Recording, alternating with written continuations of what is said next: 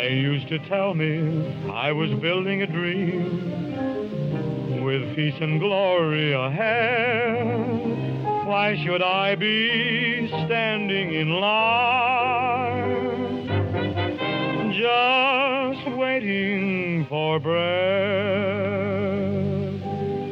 Once in khaki suits, gee, we look swell, full of that Yankee doodly-dum. 500,000 boots went slogging through hell, and I was the kid with the drum. Say, don't you remember? They called me Al. It was Al all the time. Why don't you remember? I'm your pal. Say, buddy, can you spare a dime?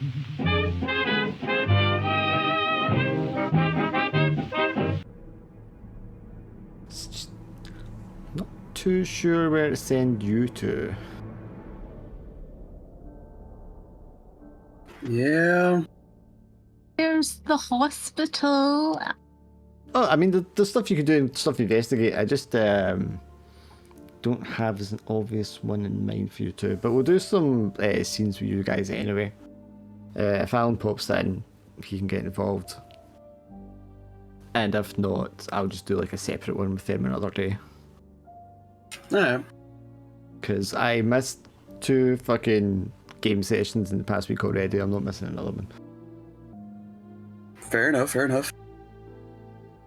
So you disappeared early last time. So you missed Gerta, Paul, and Eric, and Paul's family all went to like a meal dinner at the church group at the Swedish church. Not a lot happened. They just talked to Hans and then he dropped them off. I think that was all that's pretty much covered. Hans had a tattoo that was a bit dodgy. Yeah, a black ring with a red 5-pointed star inside it. Oh, that sounds very Christian.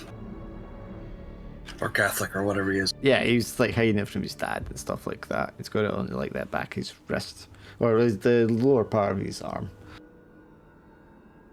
So he took them in his car afterwards, and he dropped you off, Gerta, and then he was going to go drop off the other 2. So it's a cold night. It's Monday night on the 9th of January. A cold night, too cold to snow, too cold to rain, too wet to really be snow. So it's a kind of sleet, slush kind of downpour. The streets are all wet, slippery, icy. The particles of sleet that are coming down are large enough to, feel like it's snowless landing, but they're moist and wet enough that it's just like big drops of cold rain hitting you. So it's a very miserable kind of night when you're dropped off and you're glad that you got a lift right to the front door so you can run into the lobby. Let's take us to your abode. And so you run into the building, the watchman's there, he lets you in, you're in there before, probably half an hour before the curfew, and the doors are locked. Emil is not there when you get in.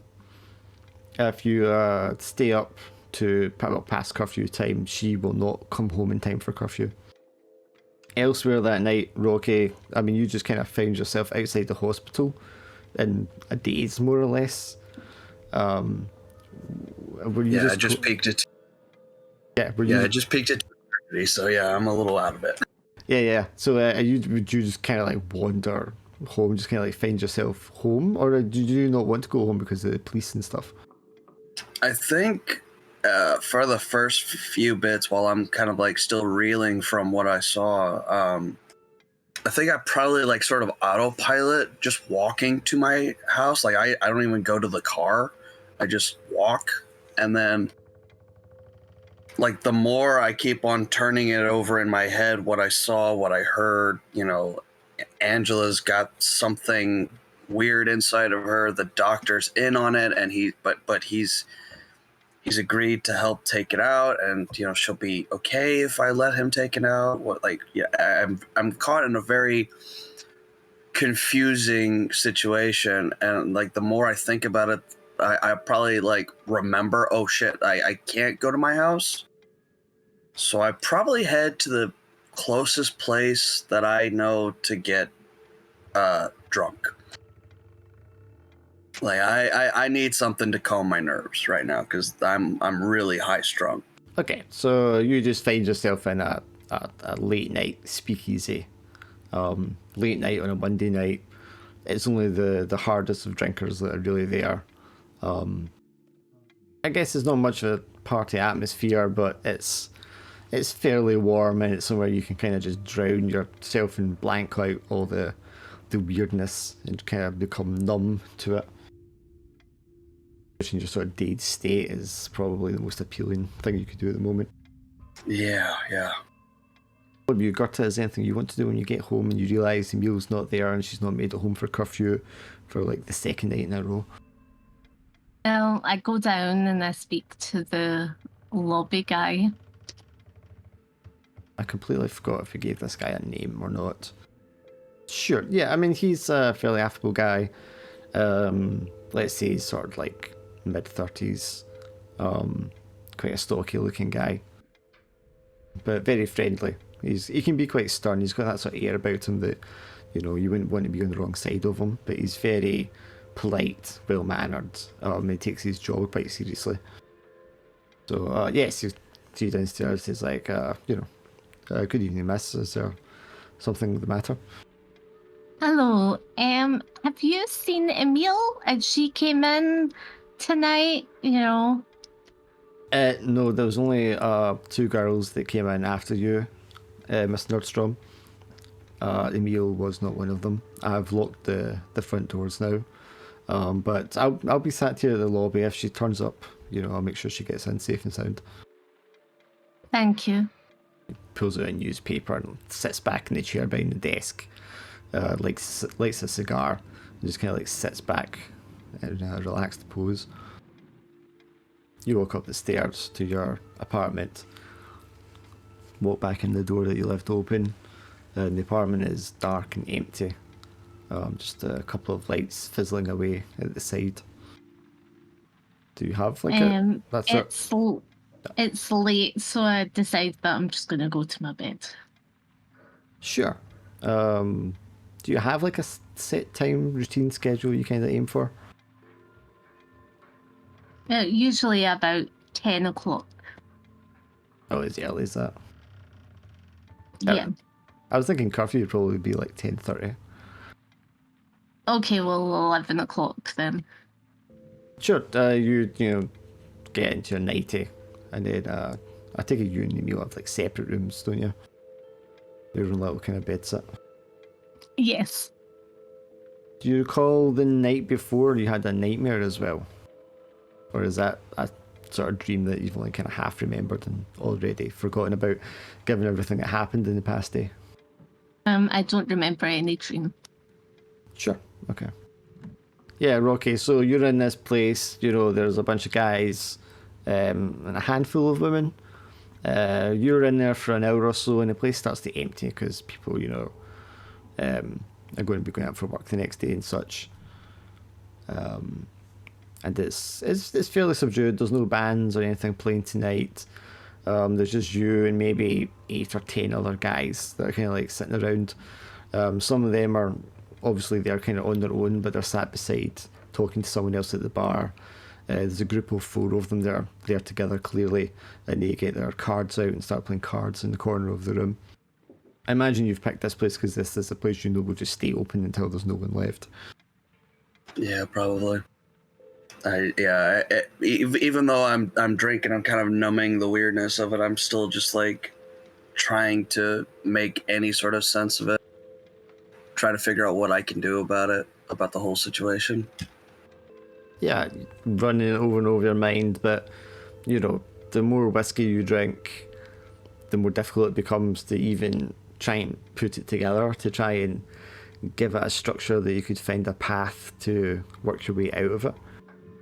Yeah, I think once I start like getting frustrated with with the whiskey brain, I think I just decide, you know what, fuck it, I need something normal, and I'll walk over to the guys playing cards, see if I can join. Yeah, they're they're a little. A couple of them are sort of like, oh, who's this guy at first, you know. And then when you introduce yourself and just say you want to play cards, they're like, oh yeah, sure, pull up a chair, sit down.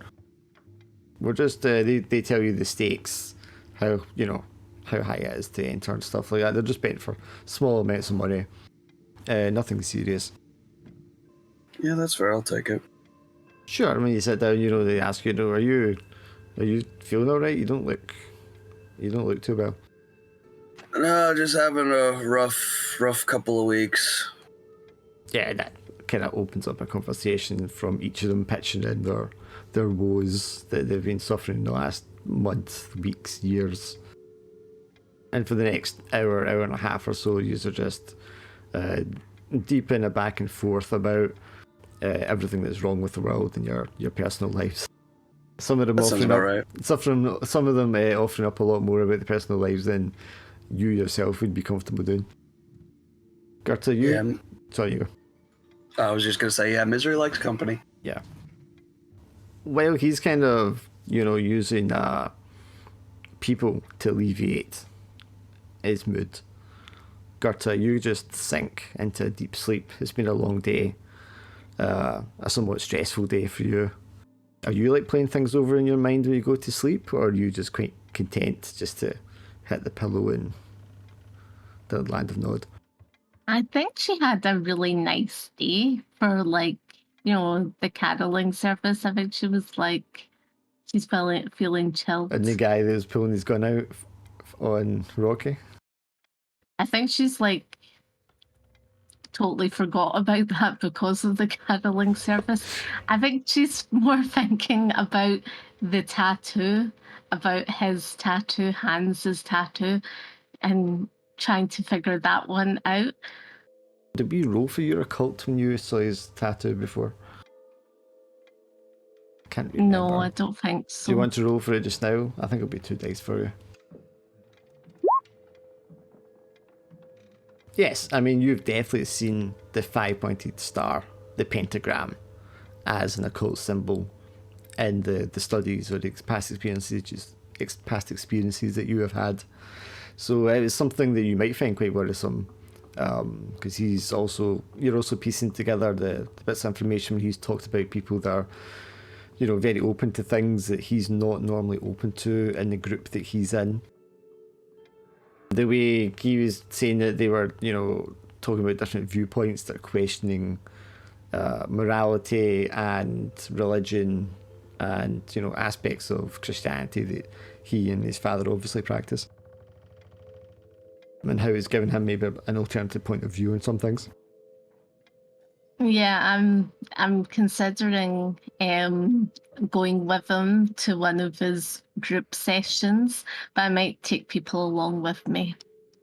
Yeah, and you're mulling this over, and you must be mulling over for longer than you kind of think you have, because you can hear the clock strike midnight as you're still lying in your bed thinking about this. There's a flash of light out the window. Now the room itself is, just slightly illuminated by the street lamps outside, casting sort of like deep dark shadows along the lines around the edge, the borders of your screen that you've pulled in over the window. Giving that sort of like jagged look on the reflection and the shadows of things in the corners and the side of the walls where the light's kind of refracting around on them. Sorry, I was going to just say I grab my nightgown and run downstairs to the lobbyman because I think it might be Emil. Okay, so you get up, you grab your gown, and you open the door to the living room of your apartment before you can head to the front door out into the lobby. When you throw open your bedroom door into the living room, there's a figure, which you guess must be a man by the shape of his frame and the hat that he has on, and he's standing at your living room window, just staring out the window, He has his back to you. And he has like a long woolen jacket on. I tiptoe quickly to the front door to open it. So you're just tiptoeing past him on the other side of the room to get to the front door? Yes. Okay. Yes, you tiptoe past him, get up to the front door, and you undo the latch and pull on the door, and the door doesn't budge. Oh, I'm scared. The handle doesn't turn, the door doesn't budge. It feels almost as if the door is like part of the wall.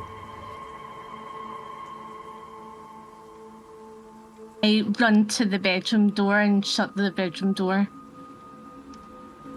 You run back into the living room and turn, and there's where the bedroom door should be, there's just a bookcase.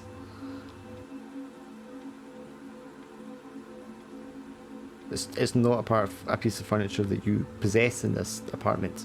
It's completely out of place. This tall mahogany bookcase, and it seems to be just towering above you, and it's like stacked full of these thick old volumes, and you could smell the must off of their pages.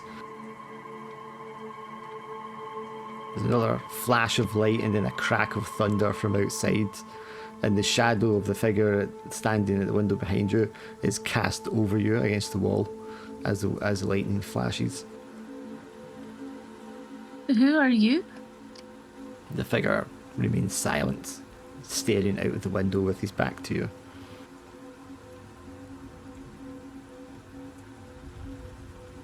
You suddenly feel very small and vulnerable in this place.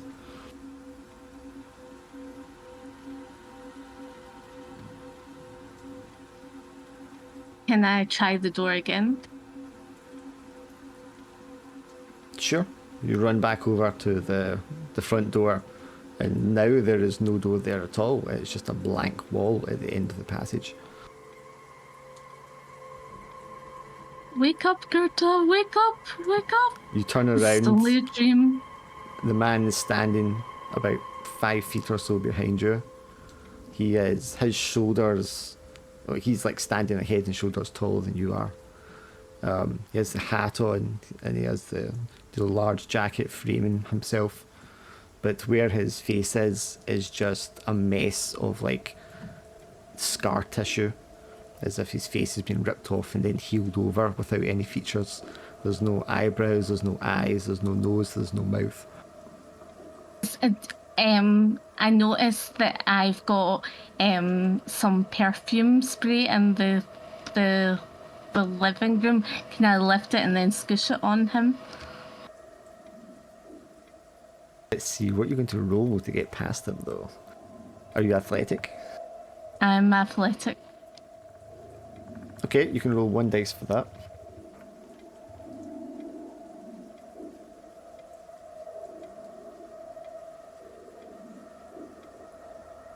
Sure, you dive past him. The figure doesn't move. As you dive past his body, you can hear a kind of moist squirming kind of sound, and the side of his jacket just bulges out and then goes back in again, very sort of in a creepy slithering kind of motion. But you manage to slide past him into the living room. I grab the perfume.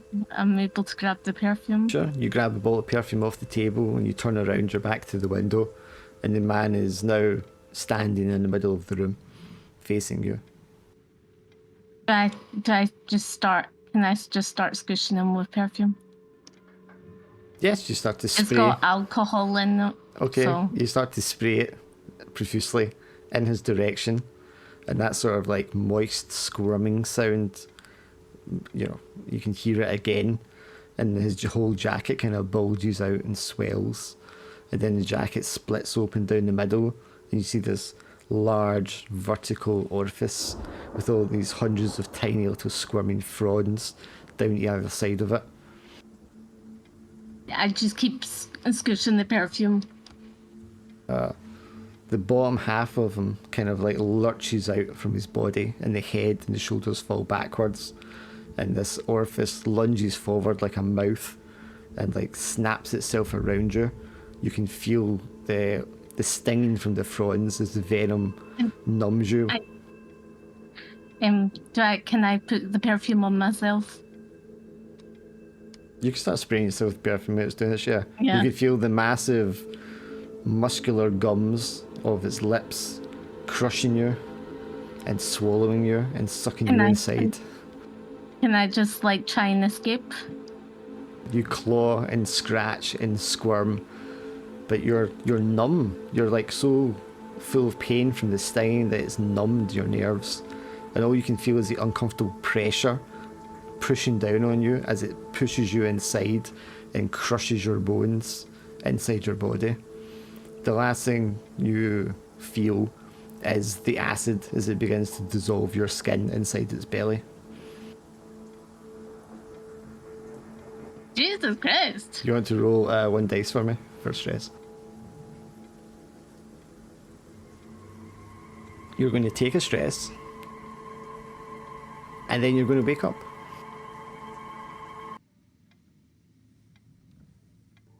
Emil is leaned over you, her hands are on your shoulders, and she's, saying to you insistently, but gently, Gerta, it's fine, it's okay, you're having a dream, relax, relax.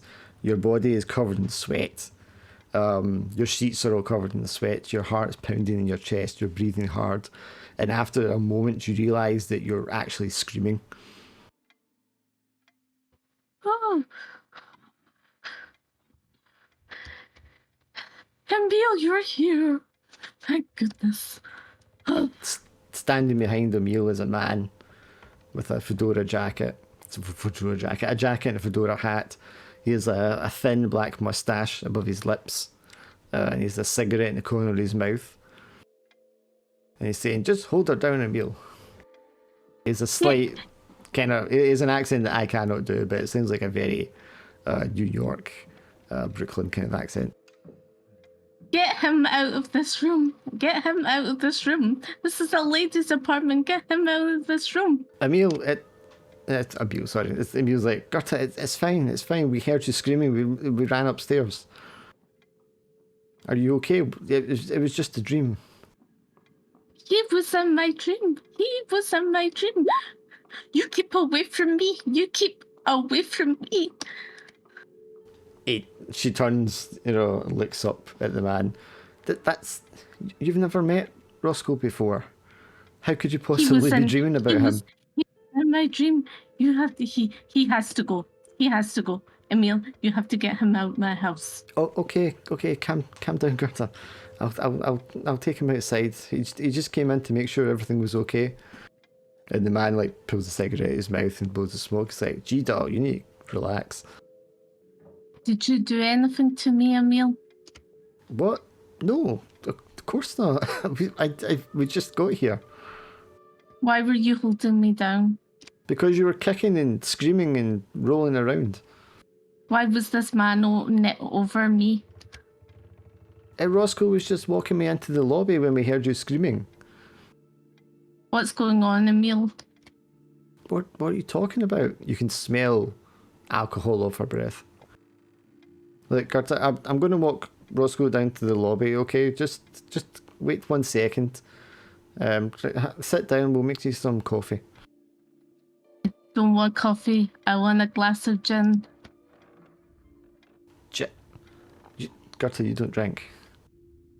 We don't have any gin here anyway. I need a glass of whiskey or gin. Why do you need...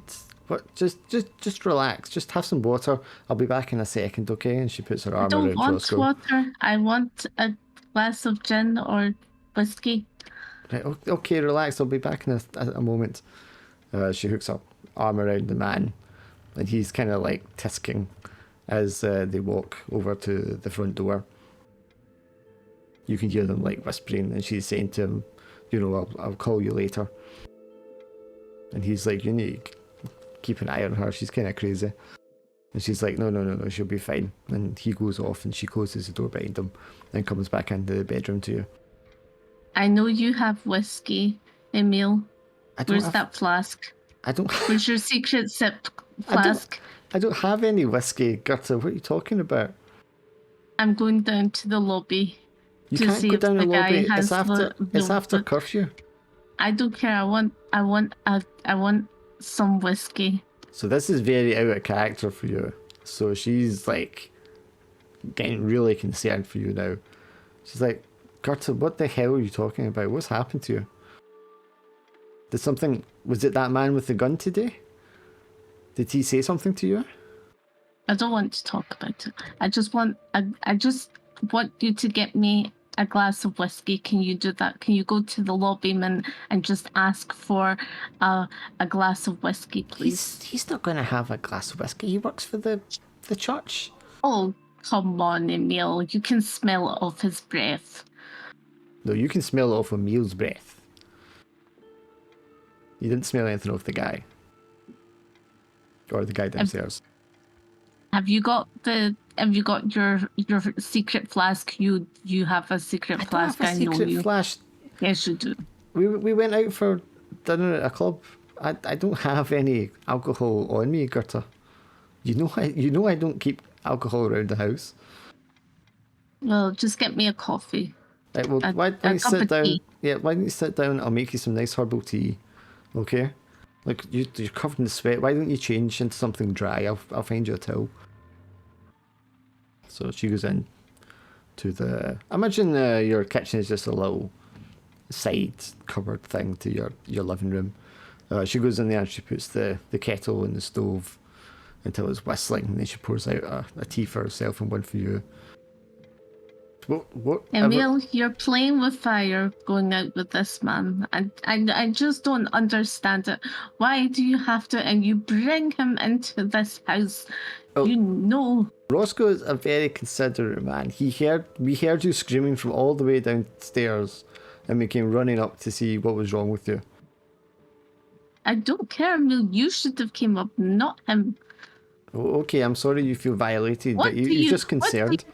What do you think the guy is going to think downstairs? What do you think the builder is going to think? Unknown, a stranger coming into a woman's house at at early hours in the morning. Think, Emil, think. You know, I can see you're upset, Gerta. Okay, but you need to calm down. Nobody was doing anything untoward. Nobody's going to get the wrong impression. He heard you were in distress and he came up to help. I don't think anyone's going to hold that against him. Emil, remember when we were younger? Of course I do. And we used to play, we weren't allowed to, but because, parents were not, we were like brought up in the church, but we used to do those sort of seances when we were younger, and the sort of we used to play around, and then sometimes things would happen that were scary. Okay, but that's because we were kids. I mean, nothing was really happening. Come on. When we used to do the Ouija board, I was pushing the glass. You pushed the glass? Yes. I thought that was real. I thought that was my Uncle Tom. I know you did. That's why it was so funny. Conversations with him and everything. Oh my goodness. So I got to. I mean, do you want to talk about what you were dreaming about? Well, I was dreaming that I was getting engulfed by a guy that looked very like your Italian man. Okay, but I mean, you couldn't have been dreaming about Roscoe, though. You haven't seen him before. He was faceless, and he looked like your man. He was built the same. Well, I mean, there's a lot of men that are built that kind of frame. Doesn't really mean anything. Emil, I felt I was choking. I felt as if like my skin was like melting, and I was melting into the abyss. It was horrible. Well, that does. It was like in the living. living room and I couldn't open the door, and then the door wasn't there anymore and the bedroom door wasn't there, and there was a man and he had no face and his face was all messed up, and it was so scary. Well, I maybe you nearly, shouldn't. honestly, in my dream, I was just like, oh, this is my time. And I never got to have my first kiss. And now it's so scary. And I'm not even married. Okay, well, maybe you're just like worried about things, and that's what your dream was about. I don't think so. Maybe and you said the door was locked. Maybe you feel trapped or something. You know. Well, I never not lock the door. Well, yeah, but that's not what I mean, Gerta. I mean, maybe you feel trapped. I mean, you don't go out. You don't socialize enough with other people. What have you been up to then when you've been out? Alcohol in the breath and up to no good in all hours. I just had a little bit of wine. It wasn't anything crazy. Okay, Roscoe took us out for somewhere nice for a meal, and then we went to the club like we did the other night. But it wasn't. Why are you going to CD clubs? It's not a CD club. It's a businessman's club. There's all types of You people there. missed. You missed the carol service. You missed a good time. I could have introduced you to new friends, new families. Oh, okay. It was, and you don't care about the church anymore. I You do don't care about the your church, Gerta. friends I just and need. your family. I do care. I care a lot. I just needed a little time to myself for something different. I don't. Life doesn't always have to be about the same routine day in day out, Gerta. That's what I'm saying. Maybe Has he promised you anything? Has he promised the ring? Where's the ring? Where's the ring? we've only seen each other a few times. Why would there be a ring? To put you out at this time of night, there should be a ring on the finger at least. There Where was is your nothing. ring? We weren't doing anything that would require that kind of commitment, Gerta. Who do you think I am? Honestly. And Hans was there and he was asking about you again. Oh, with the hands every time. Okay, you're clearly feeling better. Did you know as well? Hans, did you know, Emil? Hans got a tattoo. Why would he get a tattoo? He had a tattoo. Okay. It was sort of a weird tattoo. It was like a sort of cult tattoo. Is he going to be a sailor? Like, why would he get a tattoo? It wasn't a sailor tattoo, Emil. Well, who else gets a tattoo? It was a message tattoo. It was as if it was like he's joined a sort of cult group. He's still part of the church, but he's been. This group has put silly ideologies into his head. That's right. It's too late for this just now, Gerta. Why don't you finish your tea? You seem okay now. Why don't we just go back to bed and we can talk about this in the morning? Okay, Emil. Are you okay sleeping on your own in your room? What can I share with you? Sure. Just bring some blankets in. Okay. This is like when we were younger and we used to have a sleepover. Yeah, maybe. Emil gets and changes into her night clothes and just hits the pillow and just like falls asleep almost instantly. Rocky, you're playing cards with these guys, and you also hear the clock, striking 12.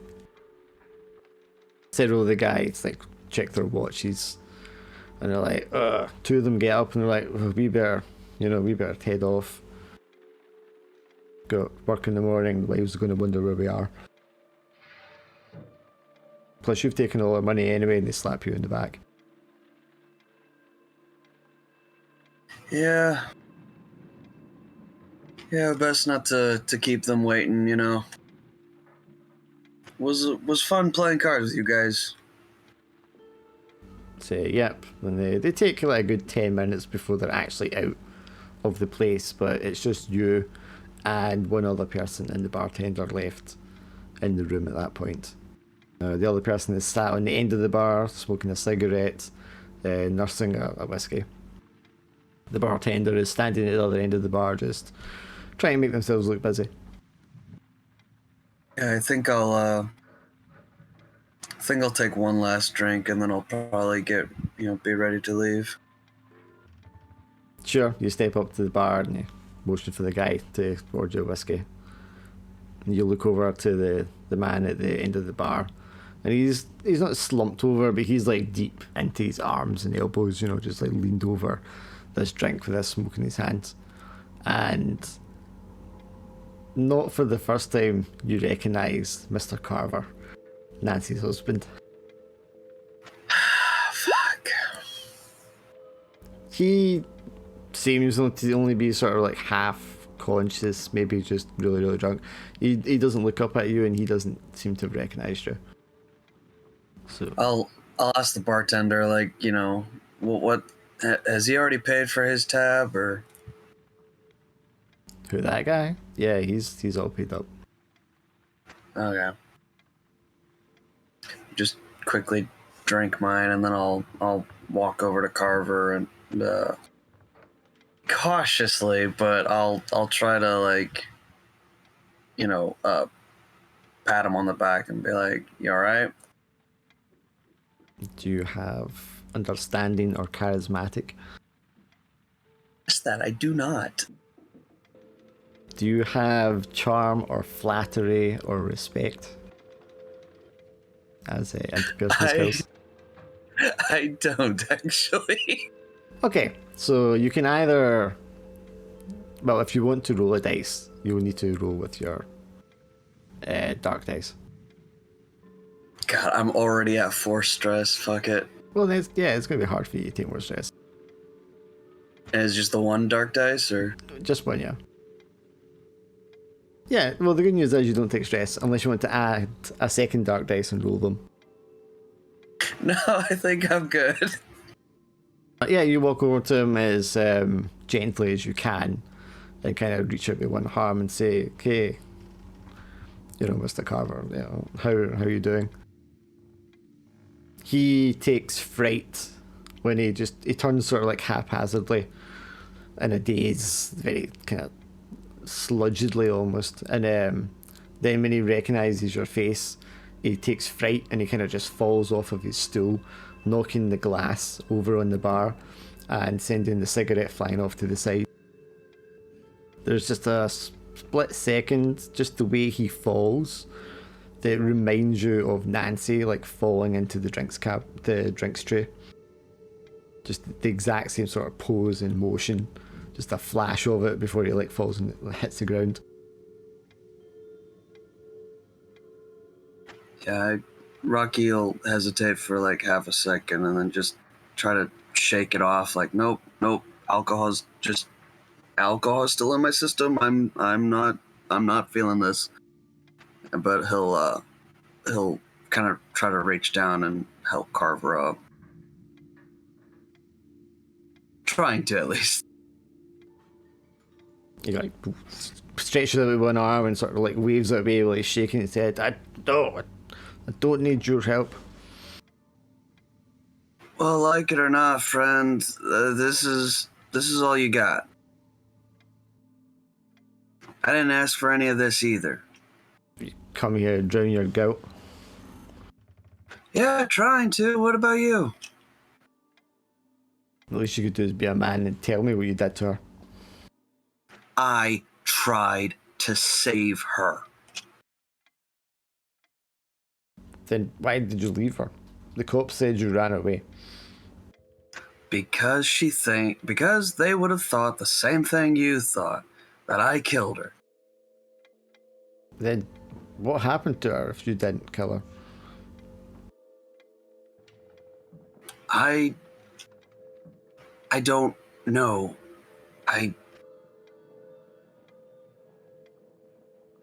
fuck's sakes, man. I was supposed to just be drunk and have some time to just not think about this shit. Get off your ass. Come here. Yeah. I'll try to get him up to his feet. Yeah, you pull him up to his feet and he almost like falls into you. The gun that was in his pocket just like falls to the floor. Yeah, I'll try to keep him standing with one hand and then like reach down and scoop it up and kind of just stick it into like a pocket or waistband of my trousers or something. Sorry, I'm sorry about earlier. I didn't mean to hurt anyone. No, I would have done the same thing, except I would have actually killed someone. He like puts his arms around you to hug you, and he starts to cry a little bit when he does so. I just want to know what happened to her. Some very, very bad people, from what I could tell, took her, did something to her, put something in her, and... But you mean like they drugged her? No, it had to have been like some sort of parasite. It was something moving around in her. I just don't know what you're talking about. I've had too much to drink. Yeah, you're right on both accounts, but it is the truth, man. She was choking, I tried to help her, and it moved and wouldn't come out, and I tried to call the ambulance, and instead, she died in my arms, and I there was nothing I could do. I tried. I really did. It's like breathes in deeply and tries to like straighten himself up and wipes the tears away from his eyes, and he like pats you on the chest a couple of times and then reaches over for his drink, which has already been knocked over. It kind of looks around for a second as if he's wondering what happened to his glass. I know, son. I know. You tried your best. That's all anyone can do. It bangs twice on the bar to get the barkeep's attention. And he holds up his fingers like, two more from me, my friend, Mr. What was your name? Just call me Rocky. Drink here from me and Rocky. He tried to help save my poor Nancy. Yeah, I think if the bartender goes to pour him a drink, I think I'll just kind of like just do a hand gesture like I think that's enough. Yeah, and the barman has a kind of look at, like, he looks tired and kind of relieved, and he's kind of like, yeah, I think you boys have had enough for tonight. Why don't you get one out here so I can lock up? Yeah, thanks, man. And I'll be like, come on, man. Let's get you to your house at least. At the mention of going to his house, he starts to like bubble and cry again. By the time you get him out the front door, he's like hanging off of you, extremely inebriated, and you know he just starts like spilling his guts, talking about his wife and how much he misses her and all the times they had and how they met and all that kind of thing. And it's just like spilling out of him. Yeah, on one hand, Rocky's like, Jesus Christ, get a hold of yourself. But at the same time, he's also like, man, I was in this guy's shoes like just a couple days ago. So like, I can't really, can't really judge him too much. But Jesus Christ, I am not the right person for this situation. I mean, you're there and you walked here, didn't you? So you left your car.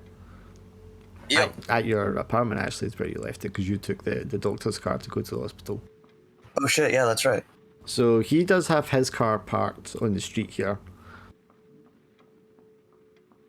And he's, going to, like, just drive home. Unless you want to drive him home. I would very gently insist that I drive him home. Just tell me where it is. I'll get you there. Yeah, so he's going to give you kind of rough directions to get him home. He's only a few blocks up the road to get him there. He's in like a nicer apartment. It's kind of the sort of upper north west side of Brooklyn. I mean, you get there, you can see he's obviously done very well for himself, and he's got a very nice apartment. It's quite an upmarket kind of street. So Goose, aka Eric. I think he was putting on dinner or something. I thought he'd be done. So it was like 10 minutes ago. Sorry, my dinner is in a disarray. I've been trying to fix it. Where are we at? So I'm just picking off where we were last time when you guys got dropped off. It's the same night. So you just went to the church thing, you just dropped off Gerta, and then Hans takes you and Paul drops you guys off at Tin City. Okay. Paul's just going to go back to his house with his family, and you would just go back to your shack to meet with your sailor buddies. Sure, fine. Full stomach, you've had a nice evening, you're all warm. It's a very bleak and very cold and wet night. So, you just hurriedly get into your shack and curl up in your bed, pull a blanket over you, and just try to stay warm. Make the most of feeling like you actually had a contentful day in terms of money and going to bed with a full belly. Where's this thing? Sure ambience.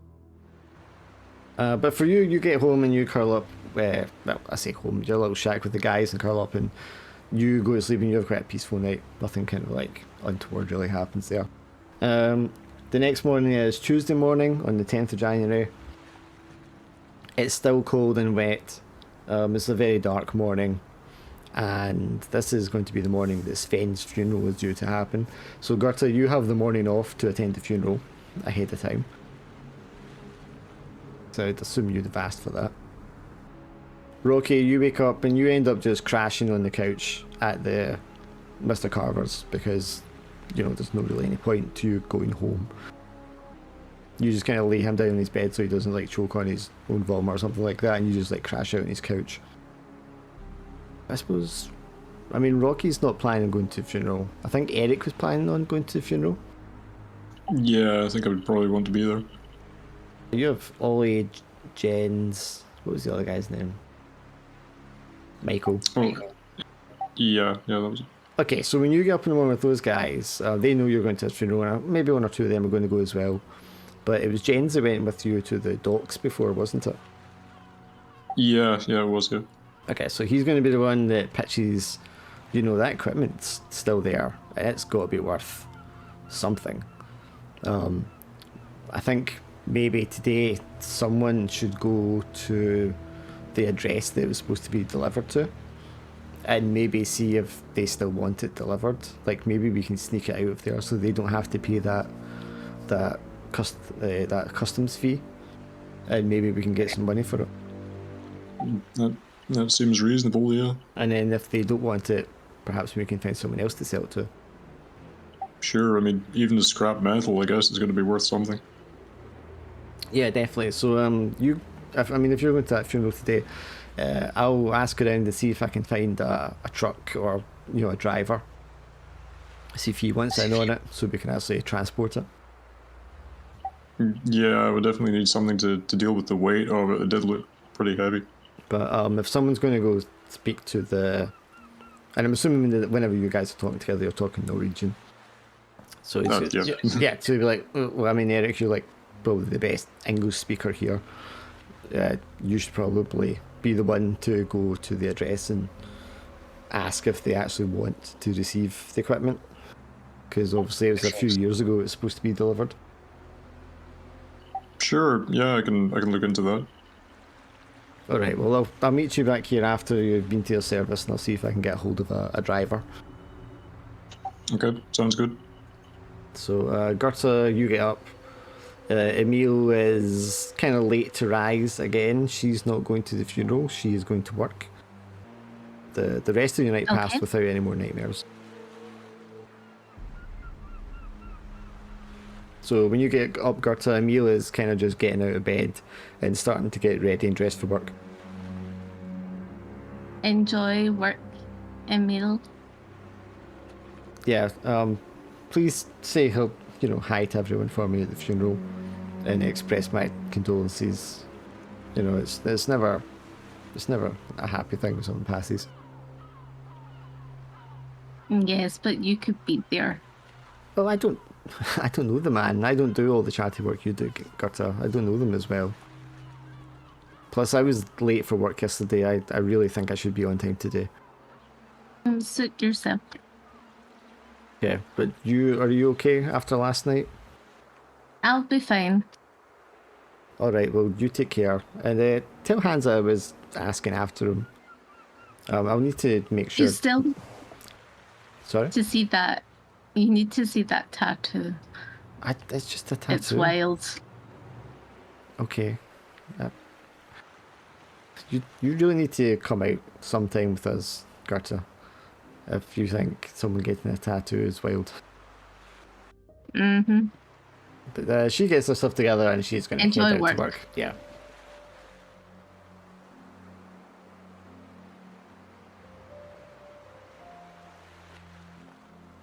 So are you meeting anyone on the way to the church, or are you just going to meet people when you get there? I'm just going to meet people when I get there. Yeah, so you and Eric will end up bumping into each other kind of like at the entrance to the church. Rocky, you get up in the morning and Mr. Carver is up like bright and early, like 6:30 in the morning. And you wake up and you can smell like cooking from the kitchen. Yeah, I'll get up and kind of just marvel at the fact that this man who was just a wreck yesterday is able to just get up so early. Yeah.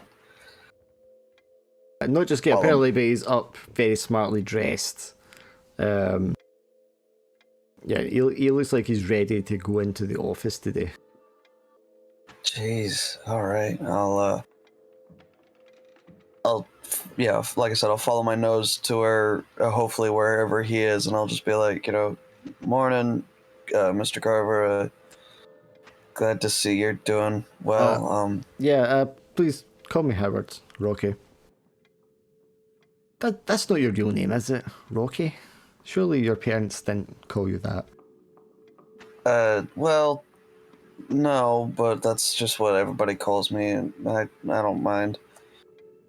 Sure. I'm making some eggs if you want some. I don't want to insist, or I don't want to be rude. No, honestly, it's the least I can do. Would you like a coffee?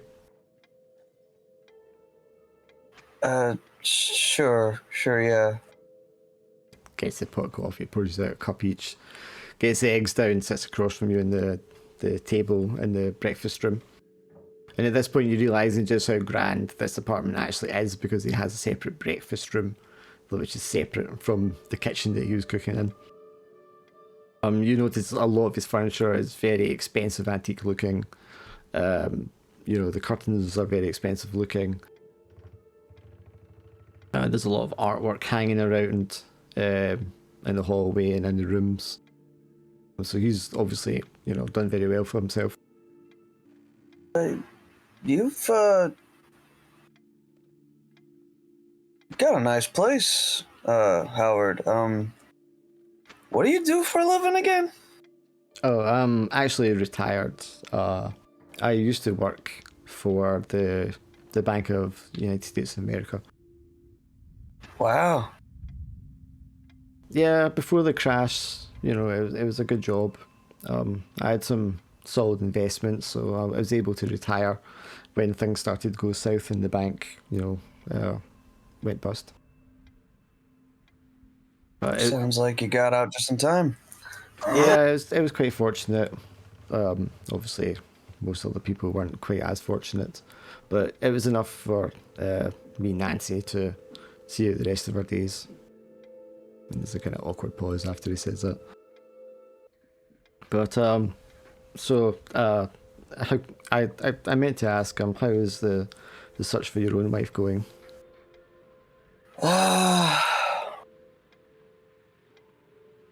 Kind of hit a wall actually. I don't know how or when, but I found her. She's at the hospital actually. Well, that's fortunate. Is she well? Was there an accident of some sort? No, I think what happened to Nancy happened to her. She screams whenever she sees me. She screams at you? You mean like in anger? No, God, no. This is it's terror. Did she mention what's happened? No, she didn't talk at all. She just screamed till the nurses had to calm her down. You need to forgive me. I can't quite remember everything that was said last night or previously. But you said when Nancy she choked to death. Yes. Yeah. She's Yeah. suffocated. And there wasn't, you tried to help her, but there wasn't anything you could do. So there wasn't anything noticeable stuck in her throat. And there was something you think inside that she suffocated on. I think Rocky just kind of like stares off into deep space for a second and then just sort of like probably inappropriately starts to kind of like chuckle. It's something amusing. No, I just the more I think about it, the more I talk about it, the more normal it sounds. No, she started to choke, and I tried to try to help her, try to see what it was, and I couldn't see anything in her mouth and her throat. But whenever I tried to, clear, try to grab whatever it was that she might have swallowed, it and then Rocky just sort of accepts that this is going to sound absurd and just stares right into Howard's eyes, and it just goes, then it licked my fingers and slid down her throat where I couldn't reach it. He sort of looks down and plays with the egg on his plate a little bit with the fork and puts the fork down.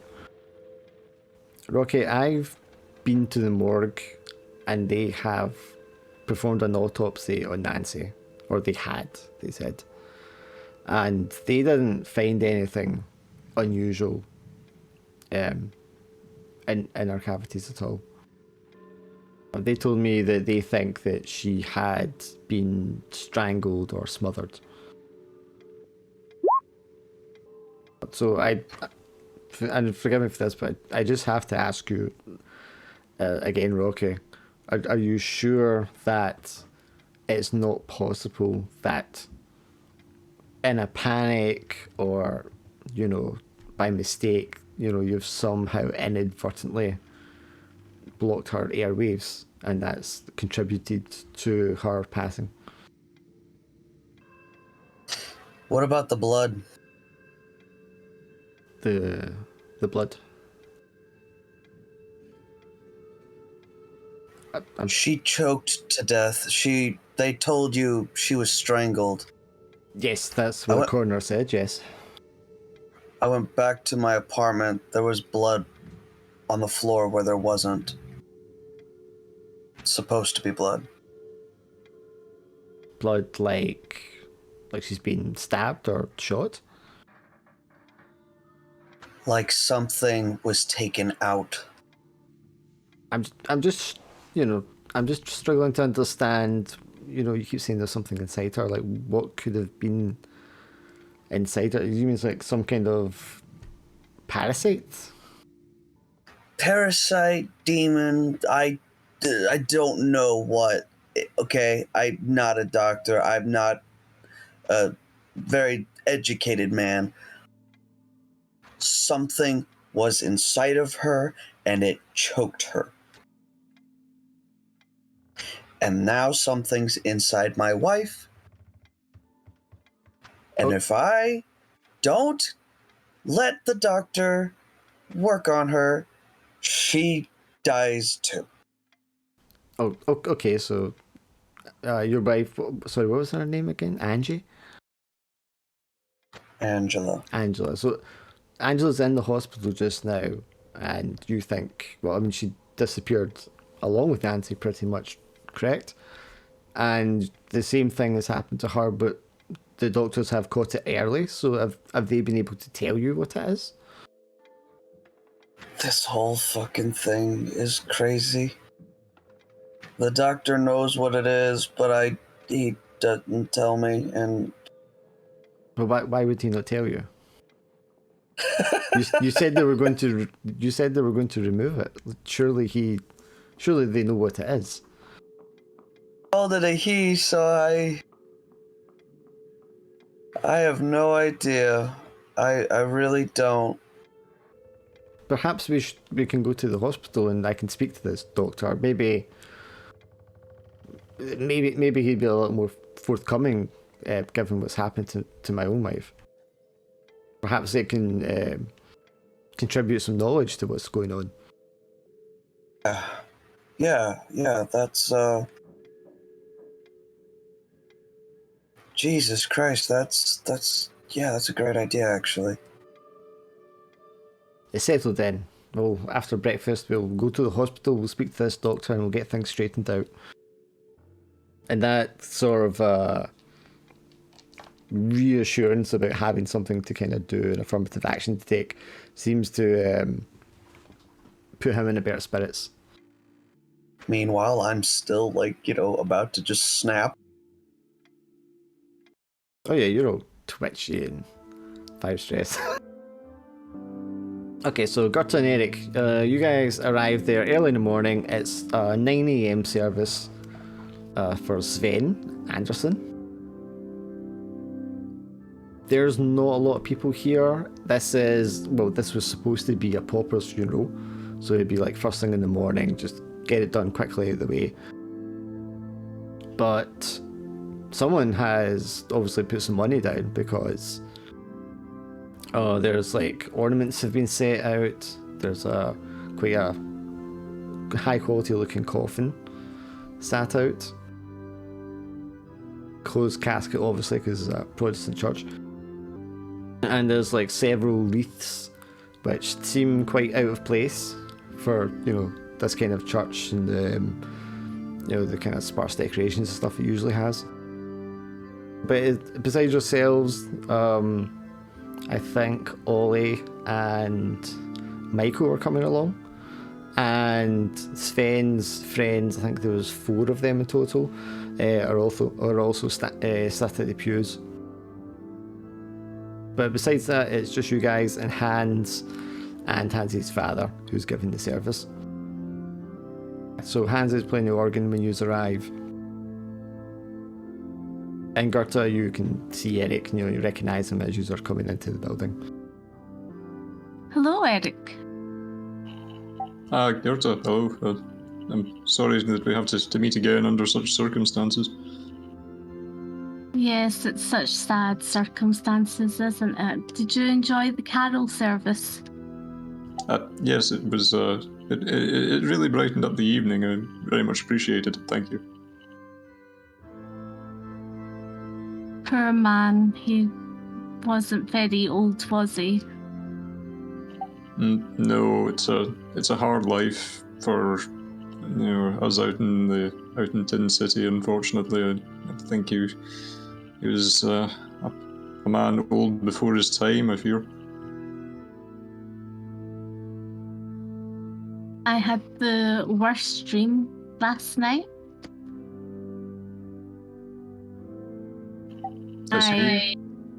I was so basically I was coming out of my bedroom and in the living room I opened the door to go out into the living room, and I couldn't, the door wouldn't open in the outside door, and then it was gone, and then there was a man in a fedora and he had no face, and he was wrapping himself around me, and I felt like I was choking and my skin was melting. It was so awful. And then I woke up and my friend was like, she looked concerned, and I was just really, really sweaty. It was not good. That sounds awful. Is that the first time that you've had anything like that? Sorry, it's cut out of Mythos. 2 seconds. Oh, the Roll20.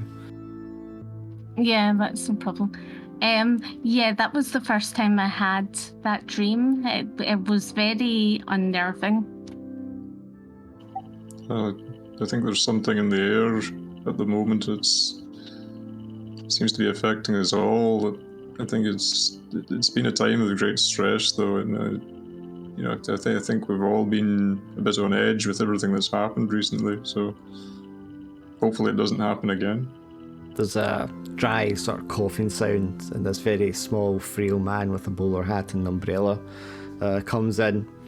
He shakes off his wet brown jacket and folds it over his arm and uses his umbrella kind of like a walking stick.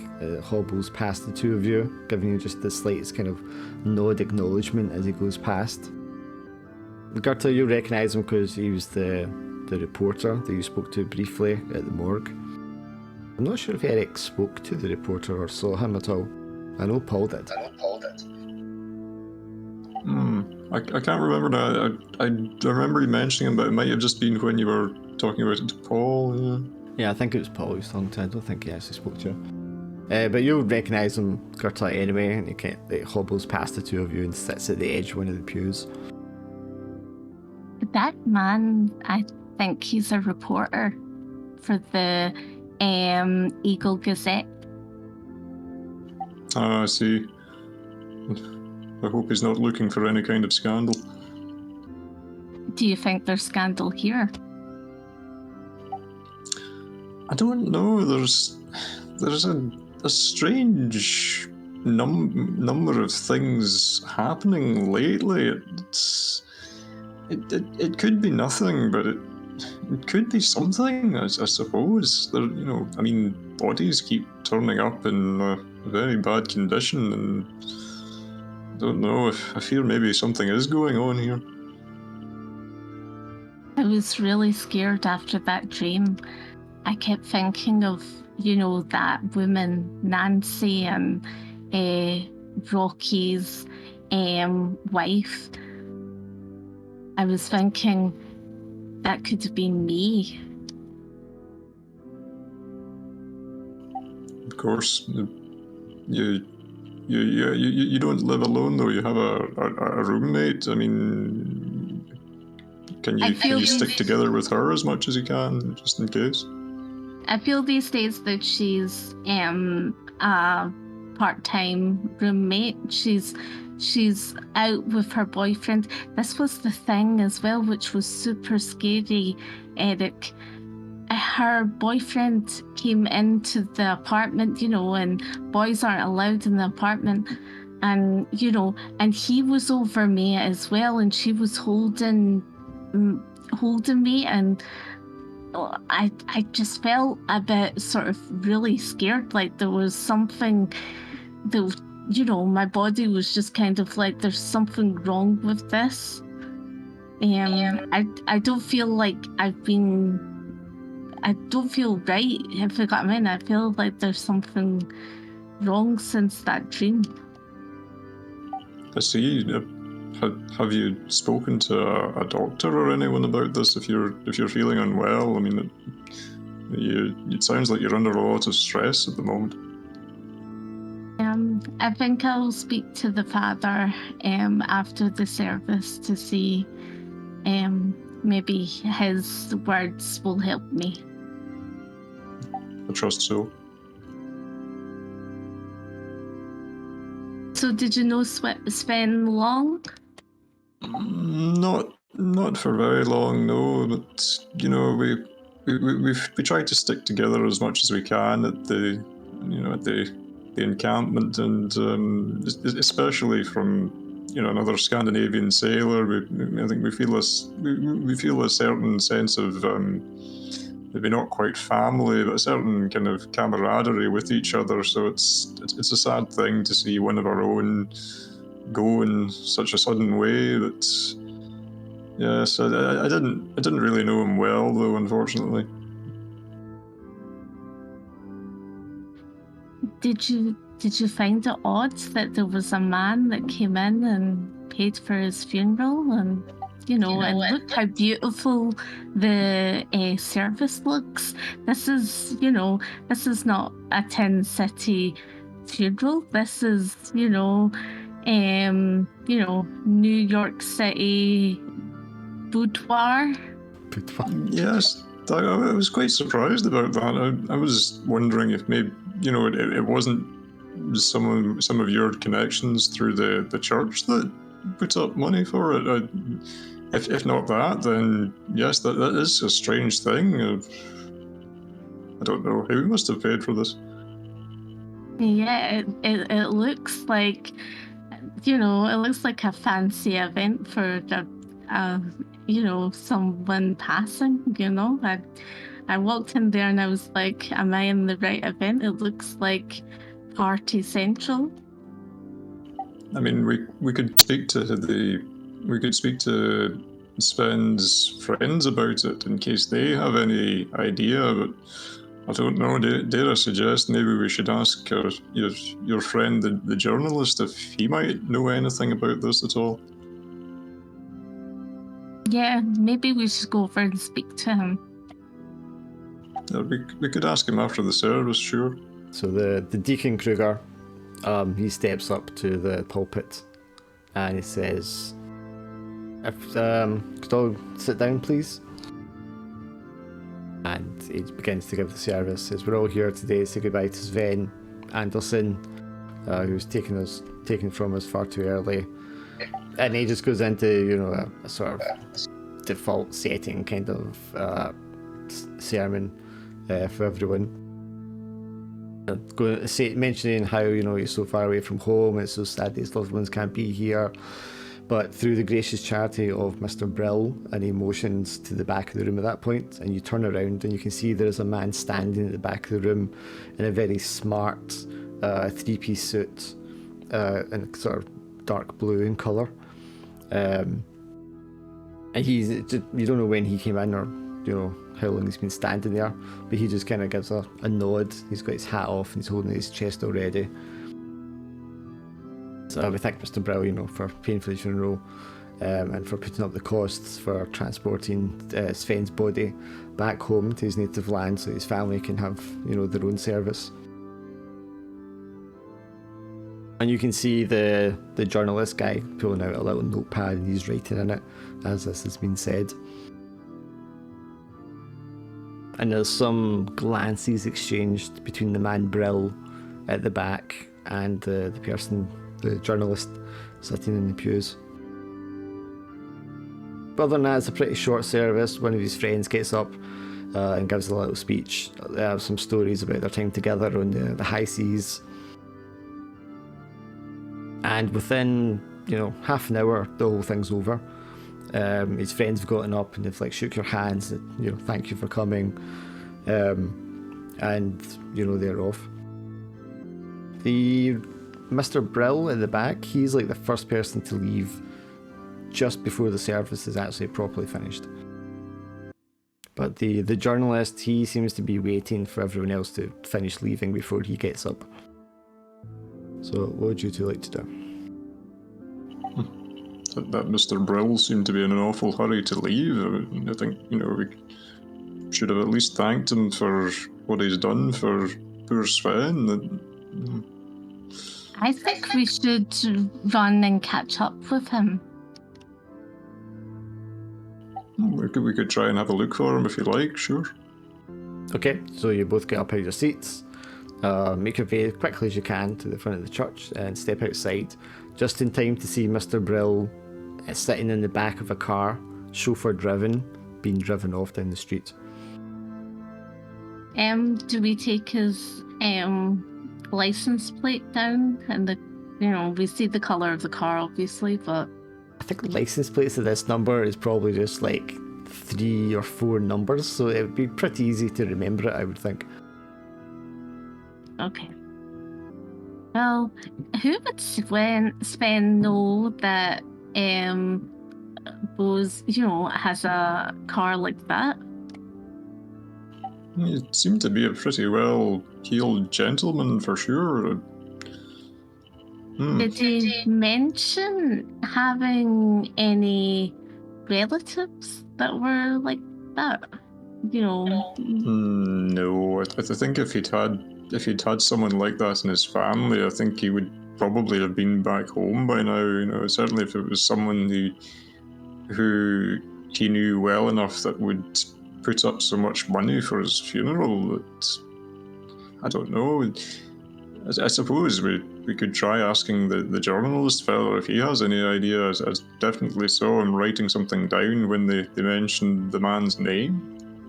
You both Yeah. turn around and there's the journalist man is standing like right behind the two of you, just as you're saying this.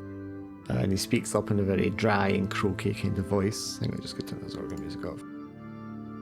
According to my investigation, Sven Anderson had no relation to Mr. Henry Brill. It is quite peculiar, is it not? Yes. It is indeed, sir. I don't believe we've had the pleasure. How should we address you? Priestley, Harold Priestley is my name. I'm a journalist for the Brooklyn Eagle. And he coughs very dryly a couple of times and almost loses his balance, seemingly on the umbrella he's using to prop himself up. So what can you tell us about Mr. Brill? Well, there's a few interesting things about Mr. Brill, but I'm sorry, we met before. Yes, you're the young lady at the morgue. Gertrude, was that your name? Gerta. Yes, Nordstrom. Yes, I remember you now. I didn't mention my surname. No, but your friend, the organ boy. I was speaking to him earlier. Oh, Hans. Yes, he spoke very highly of you. It's wonderful. You're a wonderful young man. Very, very attentive. Yes, he is a nice man. But I'm sorry, sir, I didn't catch your name. Yes, it's Lundgren, Eric Lundgren. I was a seaman. I knew Mr. Anderson not very well, but I knew him a little bit socially. I see. It's a terrible thing that's happened to him. So what can you tell us about the strange goings on in Tin City? Raises his eyebrows. Strange goings on? Do you think there's something strange going on at the wayside? Yes. Why would you say that, Miss Nordstrom? He pulls out his little booklet. Well, I've heard from people that there's stuff coming out of people's bodies, and people are. Hang on, wait a second. Have you heard that? I've heard that. Did Paul and Eric tell you that before? Yeah, I think one of us would. Well, I guess maybe one of us would have let it slip eventually. Yes. So I think Paul probably didn't mention it because his family was there when you were meeting him. Well, Rocky said about Nancy. Right. Okay. The The old man looks kind of interested. Things coming out of people, you say? Well, I've heard. So it's something like a parasite, perhaps. We have actually seen something of that nature. There have been a few poor folk have turned up deceased in the recent times, and they all seem to have this. We don't quite know what it is. It's like some sort of effect on their bodies. It's even for someone living in our conditions, they seem to be in a poor state of health. And I think that the most recent time that we saw this happen, there was some sort of almost like a creature or something came out of one of them. It was maybe like some kind of tropical parasite or something. We really don't know. You said people were sickly. Could you describe their symptoms to me, perhaps? They seem to be wasting away, loss of weight, kind of deterioration of their health, just the general appearance of them, like, as if they'd suddenly aged by a great many years in the span of. As you're saying this, the man's kind of like nodding along, and you realise that as the words are coming out of your mouth that you're pretty much describing exactly what he looks like. Have you seen this sort of thing happening elsewhere by any chance? You seem to be almost familiar with this kind of circumstances. I'm afraid to say that I'm starting to become intimately familiar with these circumstances, yes. I don't suppose perhaps you were one of the men who discovered poor Mr. Anderson. I was speaking to a man from the tent city, Hooverville, who had, and he seemed quite disturbed by the appearance of the corpse. Yes, I was there when they pulled him from the water. Yes, it's an unpleasant thing, but I think once you've been at sea for long enough, you start to almost expect the worst, and you're a little bit hardened by what you might see. I can well imagine that other people might be more sensitive to these things than a few I may have become. If you don't mind me asking, Eric, Mr. Lindringen, when you discovered the corpse, were there any signs on the torso of it having been operated on?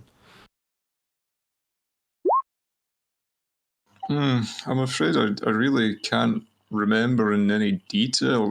I was more just struck by the look of the poor man's face, and his eyes seemed to be shrunken to nothing. I don't remember seeing a surgical scar, but it could well have been. I really don't know. Yes. I'm not sure how comfortable I am discussing this in this public area, but what if I were to tell you that Mr. Anderson is not the first such body to be discovered? It is as horrible as it sounds. I'm not entirely surprised by that. My publishers are reluctant to put in most of what my findings are in the paper, and a lot of it is based on speculation, but there has certainly been a handful of other victims, and I believe they are victims of some sort of poisoning, perhaps to do with organised crime of some sort in the city. I believe Mr. Anderson may have been involved, or perhaps even just as an innocent bystander, been caught up in some activities that he was not prepared for. He seemed to have taken on a job of work just shortly before he died. And I didn't think too much about it at the time, as we take any work we can get, really. But at the same time, there did seem to be something a little unusual about him after he'd been involved with this. I believe he might have been working at the hospital. The hospital? Well, that's a new one. He writes something down in his little notepad. You'd mentioned Mr. Brill earlier. I'm assuming neither of you are familiar with Mr. Brill. No, we were hoping you could maybe tell us a little about him and why he might put up such a lavish funeral for the departed Mr. Anderson. And also for the fact that he looked well-to-do, so why was his connection with Sven? That seems odd. It does seem odd, doesn't it, Miss Nordstrom? I can only speculate as Mr. Brill's reasons for, putting in the expense that he did. But as far from Mr. Brill himself, all I can tell you is that he was a junior partner in a rather prestigious law firm here in the city until fairly recently. And then following the disappearance of one of the legal firm's partners, he was escalated to a senior position and is now a partner at the firm. So when you see he's well-to-do, and he has been immensely successful in the past year or so, far more than a man his age is normally expected to do in such a profession. It's my understanding that his legal career has not been particularly noteworthy, so this promotion of his does seem to be, based on something other than his skill at his occupation. But as to what his involvement is with Mr. Anderson, I cannot say. You don't think there might be some kind of connection between Mr. Brill and the condition of these people who are turning up deceased, do you? Well, it would appear that the partner that Mr. Brill had replaced at the law firm, his corpse did, when it surfaced, appear to be in a similar condition to Mr. Anderson's, which is what has piqued my interest here. He flips through a few pages in his journal and starts reading them out. A skin dried to a bark-like texture, flake and crust. A large Y-shaped incision, not unlike that made by a coroner for a post-mortem, and the internal organs were all removed. I'm sorry to be so gruesome, Miss Nordstrom, but these are the details. Oh my goodness. How are you, Eric? This must be a real shock for you. Yes, I mean, I was certainly aware of the wasting disease, but the removal of the organs, that sounds deeply strange. I mean, it's like, was someone trying to record the effects of their illness, or? Well, one would think such details would be recorded, but my investigation has shown that the majority of these details of the corpses that have been recovered have not been included in any autopsy or police report. Many of them have been written off as drownings. I don't suppose either of you are familiar with a Miss Edna Abrams? No, I do not know her. Not a name I'm familiar with, I'm afraid. Joseph Atabowski? You mentioned the hospital. He actually worked as a porter at a hospital here in Brooklyn. Where did Edna work? Miss Abrams was a singer and a showgirl at a club called the Argonaut. Oh, never heard of it. I wouldn't expect a good church-going girl as you to have heard of such a place, miss. It's well known to be frequented by some of the more criminal types of the city. Can you tell me something? Such as? And I see the name of Emil's boyfriend. Do you know the name of Emil's boyfriend? You heard Roscoe. Do you know what his surname is? Do you know of a young Italian man? Well, he's not that young. He's probably about late 20s, called Roscoe. I'm afraid I'm not aware of anyone of note called Roscoe, although it's not a particularly uncommon name among such gentlemen. Do you know his surname? Can I roll for his surname? I don't think it's ever been mentioned to you. Okay. No, sadly not. Roscoe. I will keep my ears open for you, Miss Nordstrom. Thank you. Is there anything else that you can tell us? Is there any, have you been investigating anywhere? Well, I asked around their workplaces, their relatives, as best as I can. Unfortunately, my health has been deteriorating at some pace. I'm afraid I may have become exposed at some point in my investigation to whatever affliction or ailment has caused this poisoning in these persons. Was there anyone that you spoke to that you were in environment and then you felt like dizzy afterwards? And No, I'm afraid there was nothing as obvious that, or I would have made inquiries further myself. did you have any dream? Dream? I had a bad dream where I saw a man with a fedora with no face, and he wrapped himself around me, and I was choking and my skin melted. As you're describing that, he drops the pen in his hand and the journal, and a little bit of paper falls out of the journal. What's wrong? Yes, I've had exactly the same dream. Oh my goodness. Was that before you started having the symptoms? How long ago was that? It was, I believe it was the very night before I first started to notice the changes in my skin. My skin feels fine. Do I look fine? Sven? Not Sven. Eric? You seem the picture of health as far as I can tell. That's a little bit of paper if you want to pick it up. Yeah, I pick up the paper. What does it say? Do you not see it on your screen?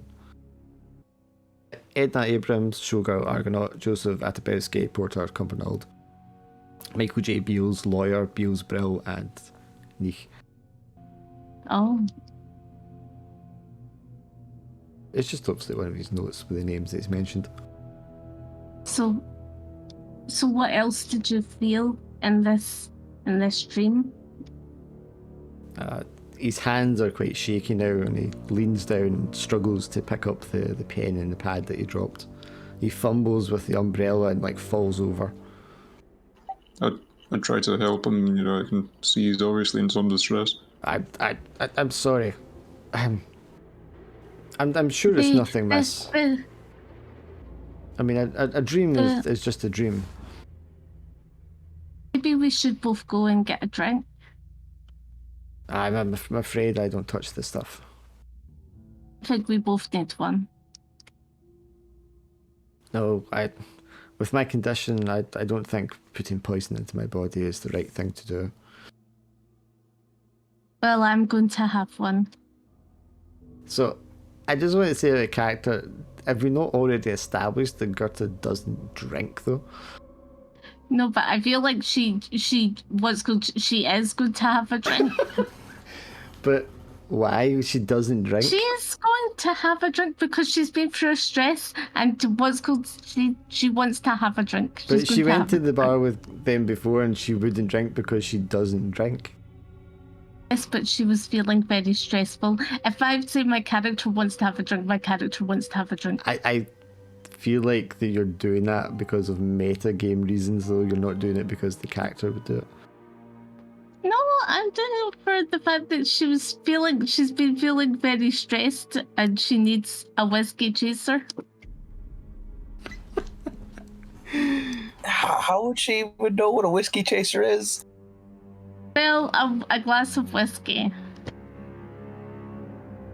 Perhaps Emile's told her what she drinks on their nights out.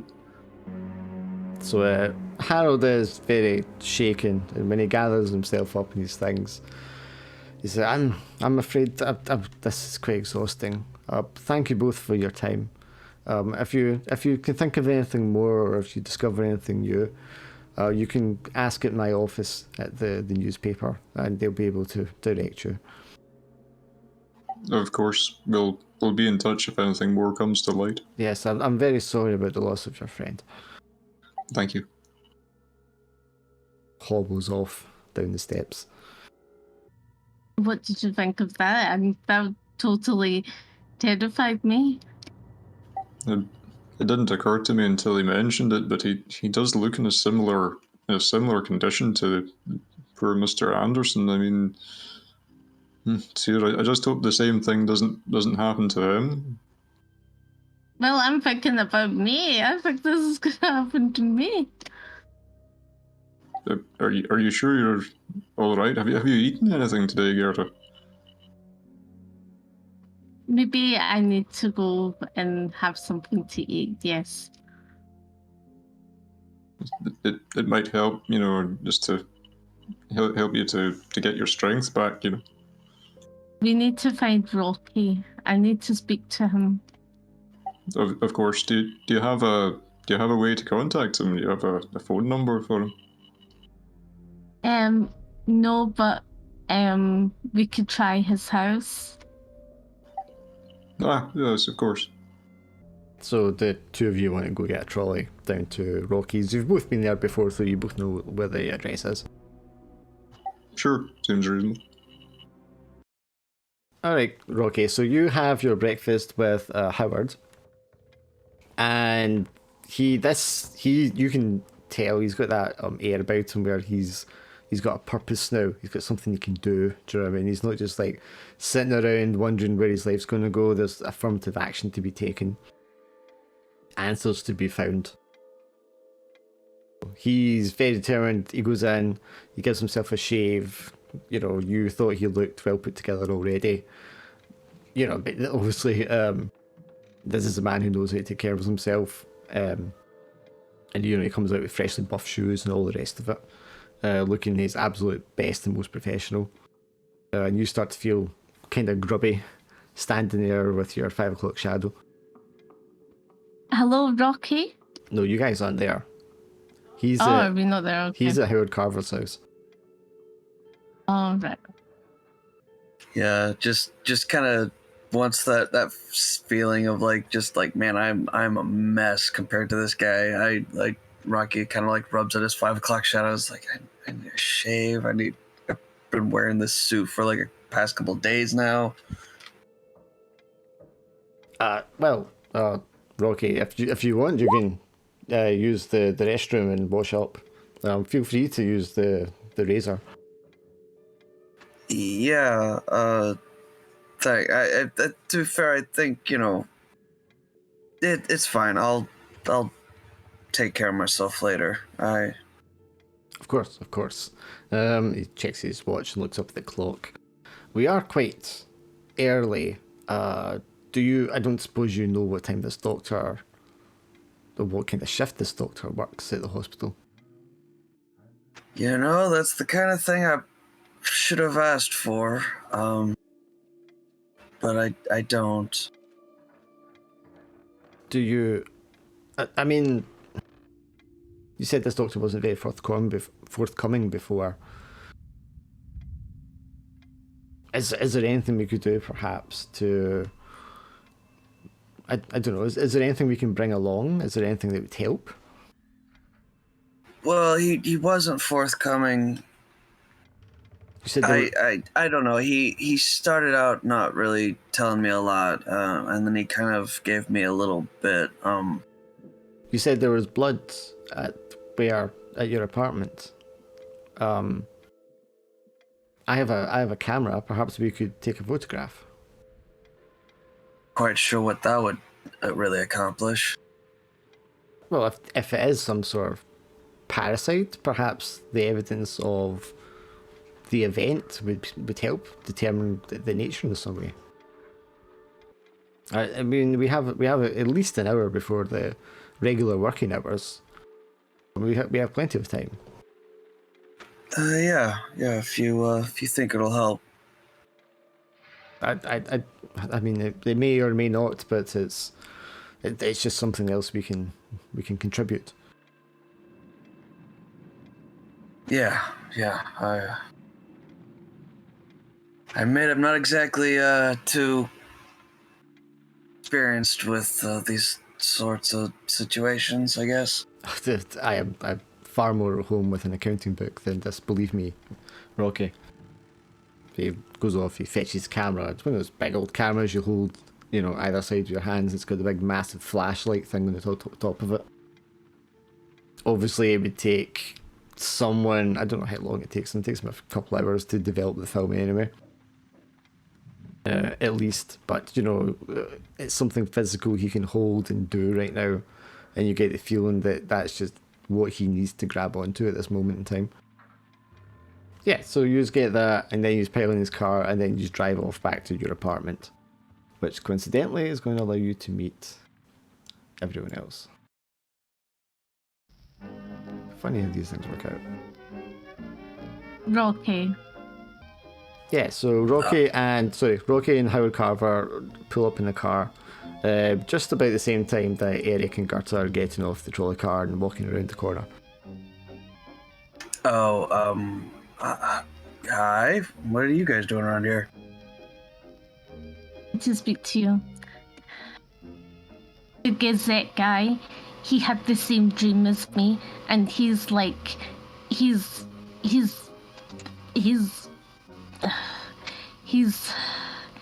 waiting away, and that's gonna happen to me. Okay, you're gonna have to really back up a bit. What are we talking about here?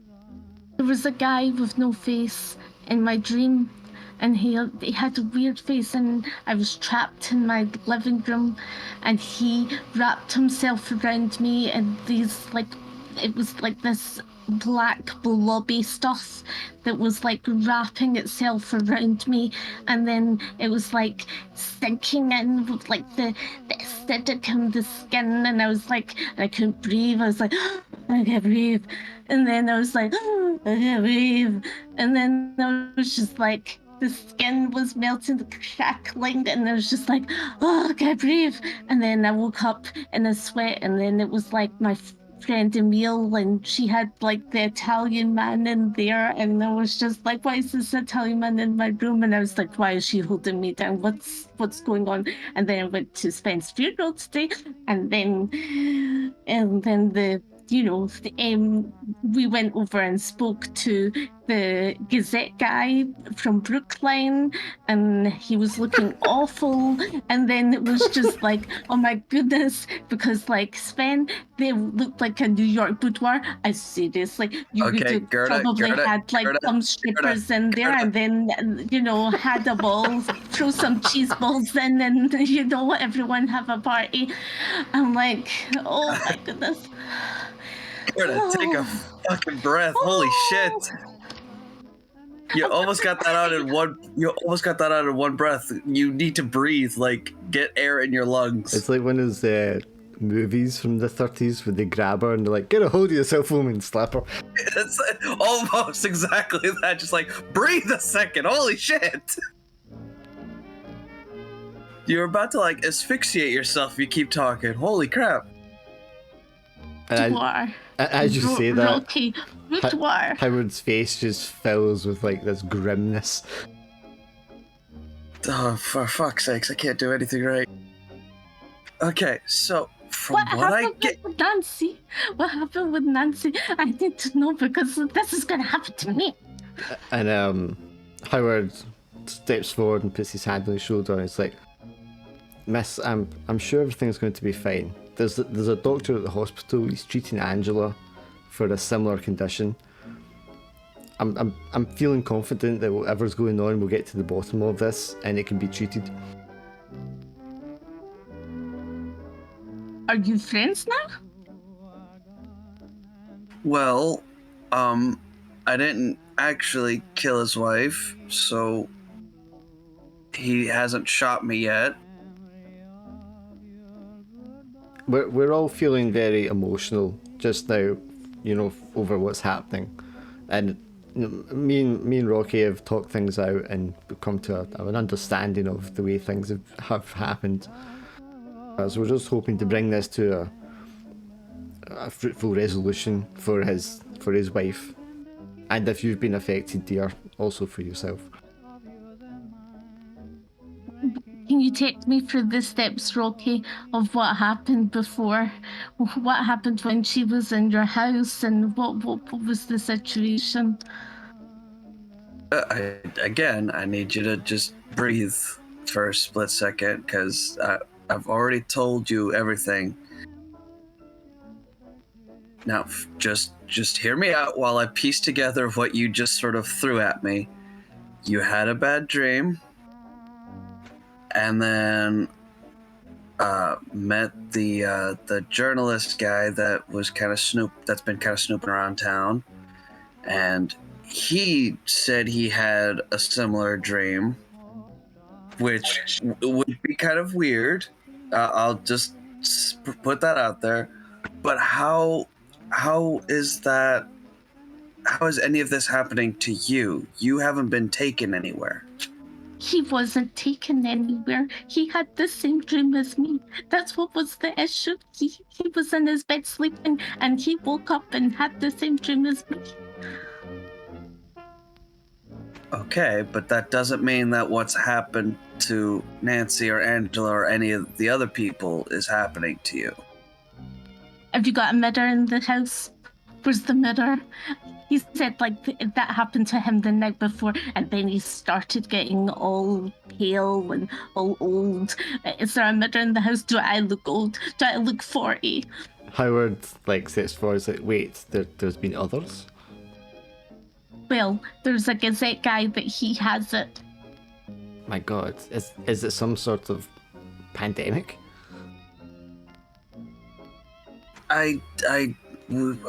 That's what I'm trying to find out. That's what we're all kind of trying to find out. A lot of people are going missing or turning up dead under really strange circumstances, and we're all just trying to figure out what's really going on, because nobody seems to know, and it just keeps happening, and it seems to be getting worse. Well, hang on. If there's been several and this is happening to a lot of people, perhaps we should call the authorities and phone the police. Maybe this isn't something we should be trying to resolve ourselves.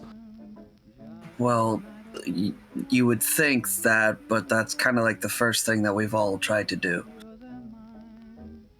It was that nurse, wasn't it? She did it, didn't she? Because I was accusing her, and now she's puts her witchy voodoo spell on me, or her sort of black magic spell.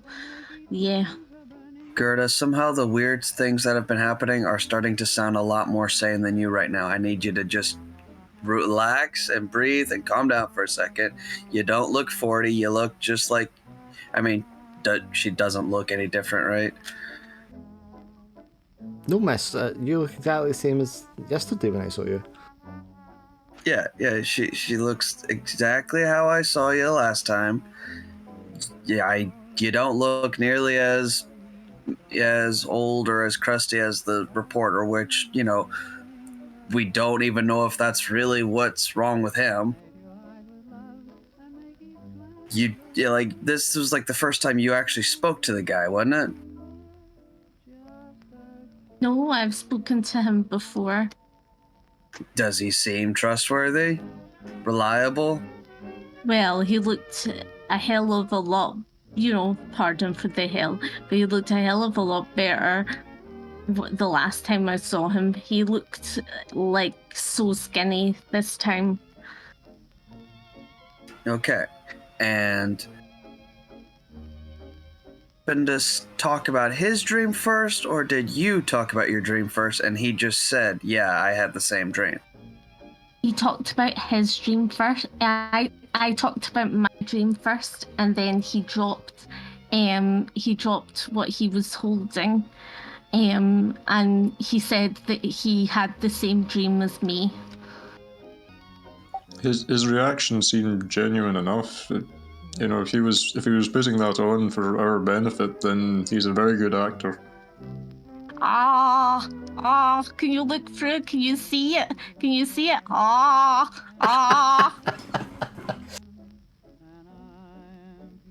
So yous are doing this all like outside the front door of the building.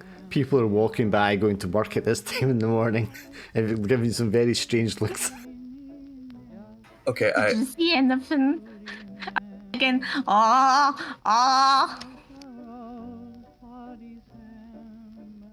Gerda, please get a hold of yourself. We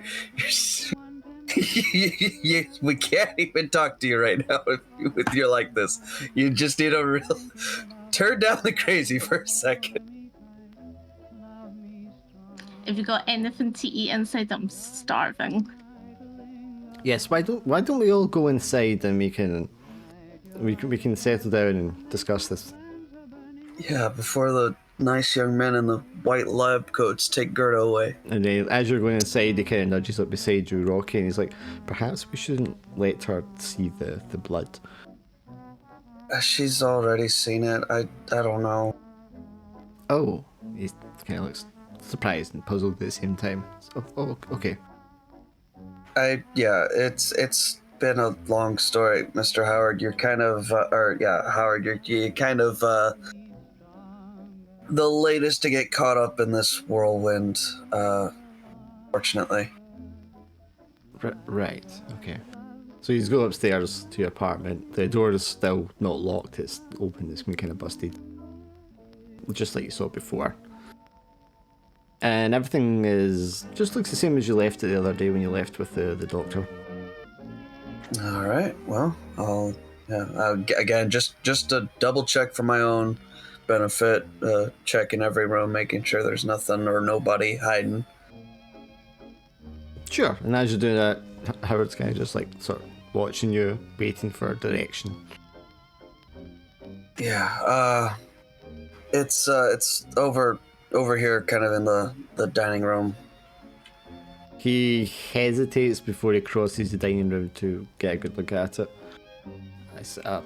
Perhaps I'll sit down for a minute first. And he puts the camera on the table and just sits in the chair and reaches, pads himself looking for his smokes. And then he pulls out a pipe and some tobacco and starts to light up. Yeah, no, I kind of just leave him to it for a second, but I think I also decide to pull out a cigarette, and I'll just kind of look over to Eric and Gerda, just be like, if you guys need a drink, I think I still have some. Well, what are you guys doing here again? Why are you coming to my apartment? Well, after we spoke to the journalist fella and he described to us what he'd seen, we thought it best to run that by you, as it seems to suggest it might be the same thing that's affecting, possibly even Angela as well. That seemed he described symptoms to us of like a wasting disease, and he also recounted to us that the victims that he'd seen before all had a surgical incision, as if something had been removed from them. Bearing in mind what you said before, would I know about, the condition of something having been, Rocky's relayed to Howard that something had been removed from the body? Would I know about that, or? When you were here in the apartment before, I think so, yeah. Yeah, okay, so, yeah, and when he said that, it sounded a lot like what you were describing, of something having been removed from the body after it was taken away, so we were wondering if this was all connected by any chance. I mean, I feel like it has to be somehow connected. Right. Gerta, your stomach rumbles very loudly. I think my stomach's hungry. I mean, I You have- haven't been in here for a couple of days. I'm sure there's something to eat or drink. Do you have any meat? I'm hungry for meat. Way of putting it, but all right. Any cold meats there? Some chicken?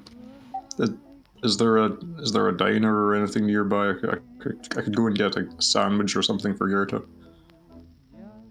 Yeah, there's probably like a deli or something nearby. Oh, you Sure. could get me a nice platter. Yeah, that would be nice. Oh, all sorts of the meats. I'll go and see what I can get for you. I'm sure I'll be able to get something. Here's some money. Oh, thank you. I'll excuse myself and then go and see what I can get from like the nearest shop for Gerta. Yeah, Howard kind of like puts his pipe to one side in the ashtray and is like, right. He takes a deep breath, picks up his camera. Right, let's get a picture taken of this, these blood stains. And he starts snapping a couple of photographs. Yeah, just kind of like watching him and just trying to like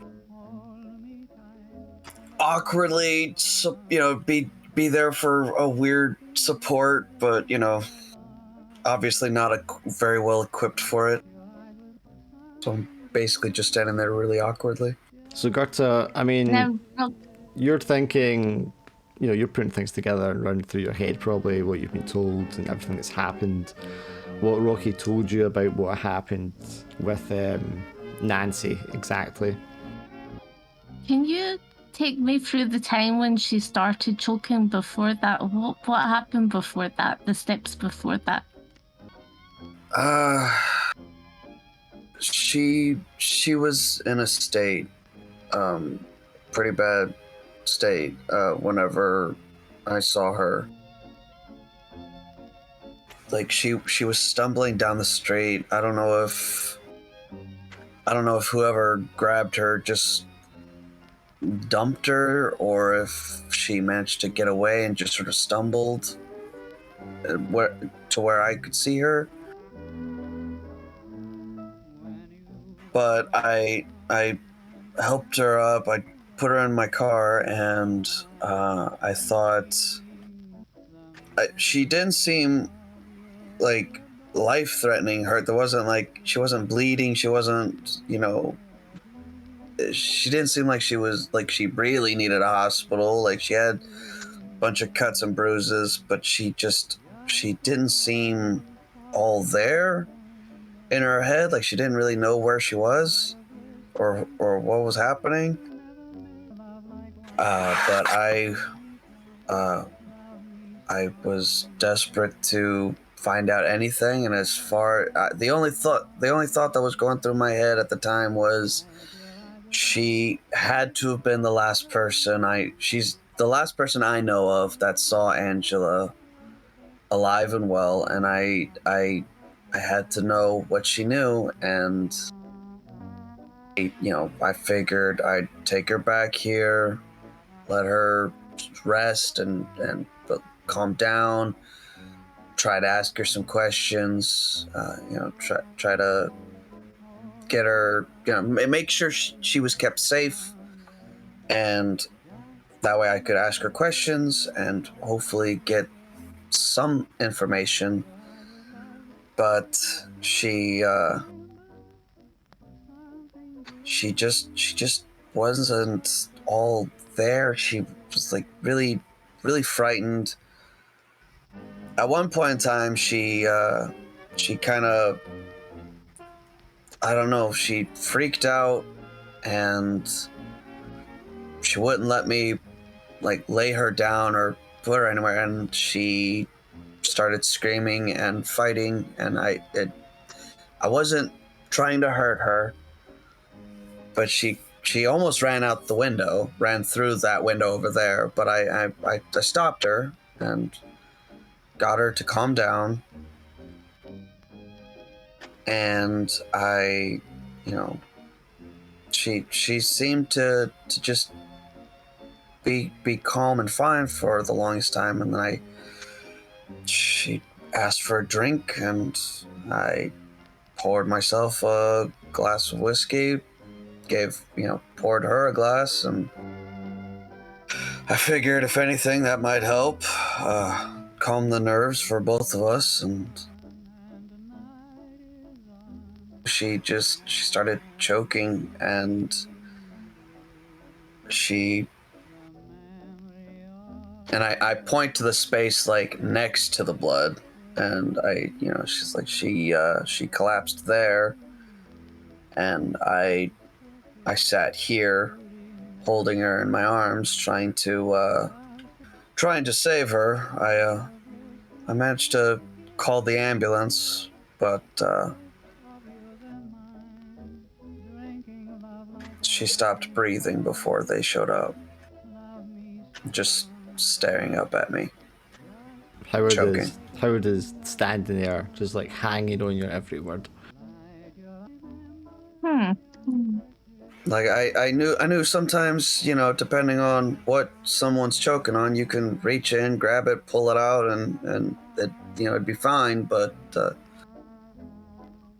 whatever it was way too far down there, and it I swear it touched my fingers, and then it slid down her throat even farther. What do you think caused the popping up of it? I don't know. I'm not a doctor. I don't know anything about parasites or whatever. I feel calm now. Can I get the both of you to look even? I know it's irrational, but can you just like look inside my throat? I thought you wanted a drink. Maybe I'll have that whiskey as well. Have you got whiskey? I just want to recap, in case you didn't quite pick it up, Laura, that she seemed fine and calm, and then she drank the drink, and then she started choking. That's the sequence of what happened. Okay. I mean, Rocky'll go and pour a glass. That's fine. Do you want ice or No ice. All right, here you go. I didn't really take you for the kind to start drinking, Gerda. She just Gerda just like drinks it whole. She just kind of 8:30 in the morning. You don't drink. The smells really, really strong in your hand as you lift it up in front of your face, Gerda. And you're just gonna shotgun it? Like, holy shit! She doesn't know how to drink, so she's just like... Yeah, you gulp it down. It is a really strong, overpowering smell, aftertaste. Immediately you feel like retching before it's even like down your throat. And you gulp just out of desperation and fear more than anything else, and just like force it down. And you can't stop coughing straight afterwards.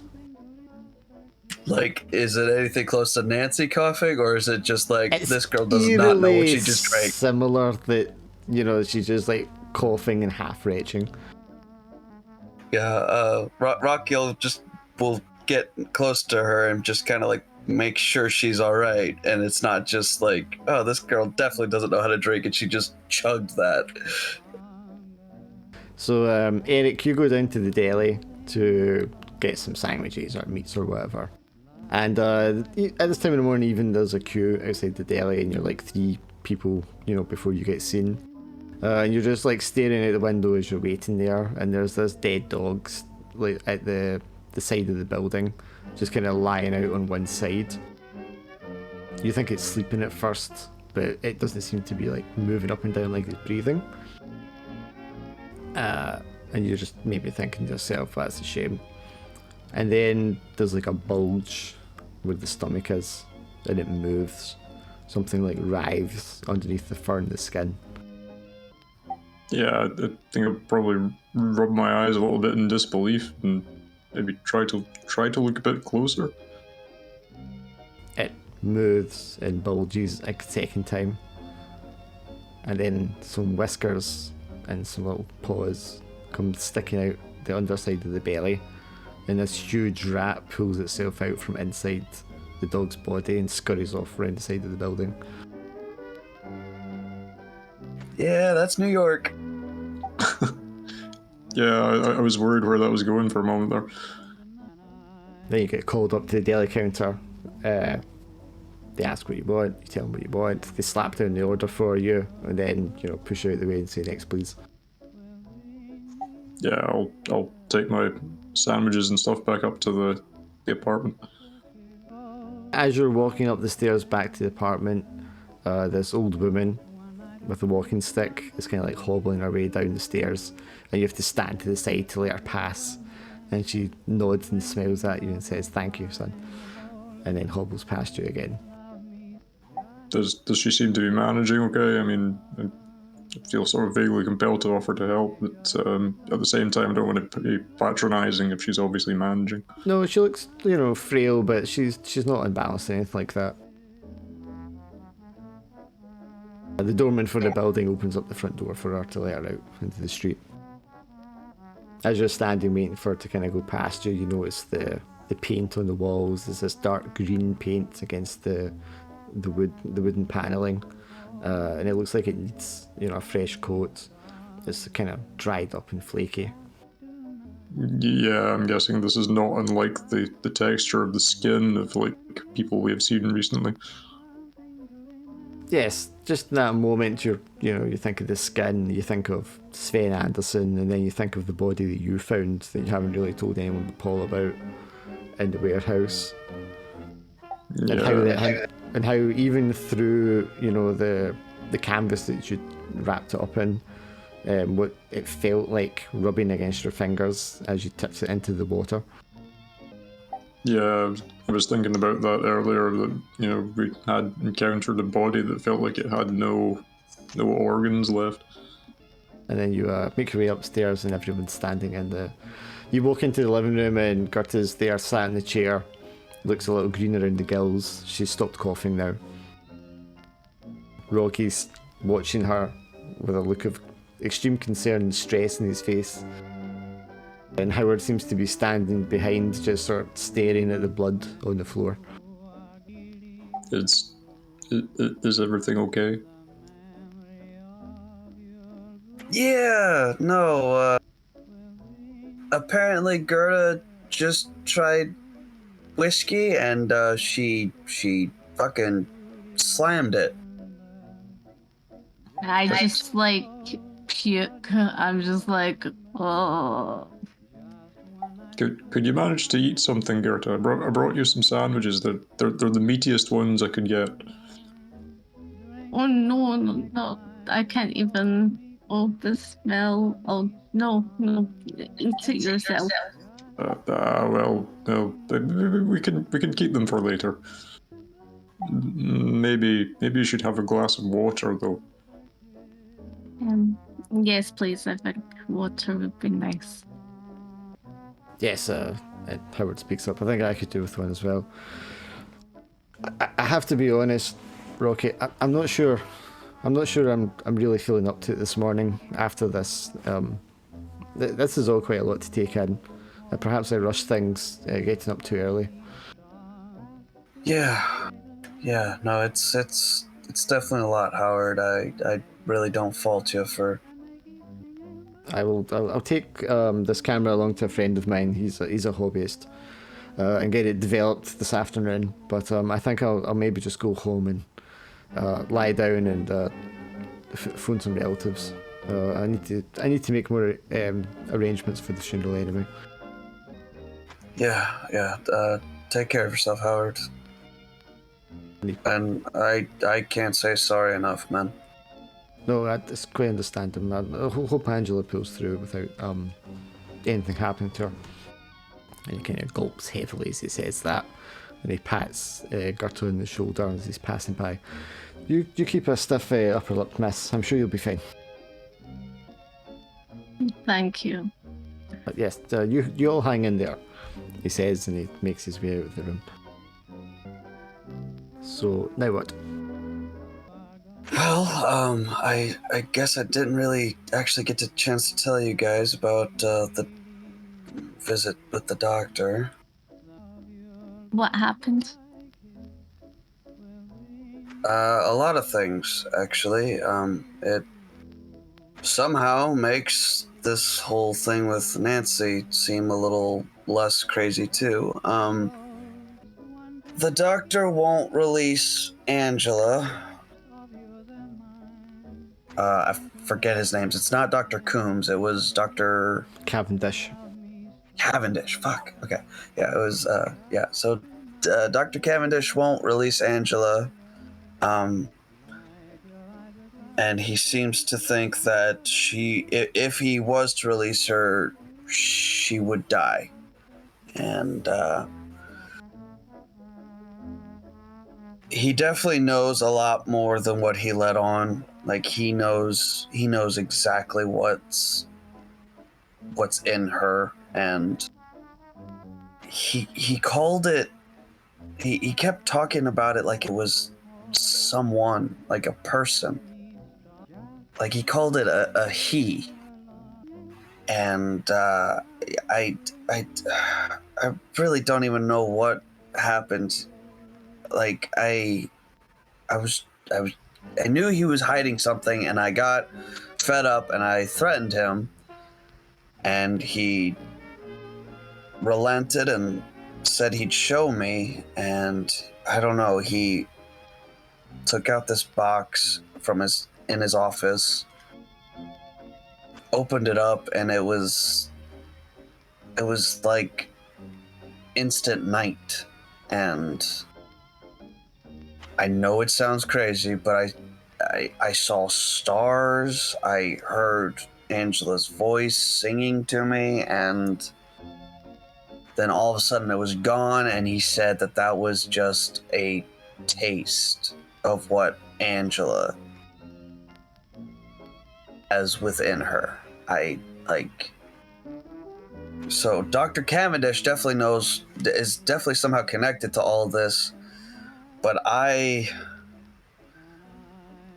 can't risk it because he's got my Angela, and he said that if she stays there, he can take it out and she'll be fine.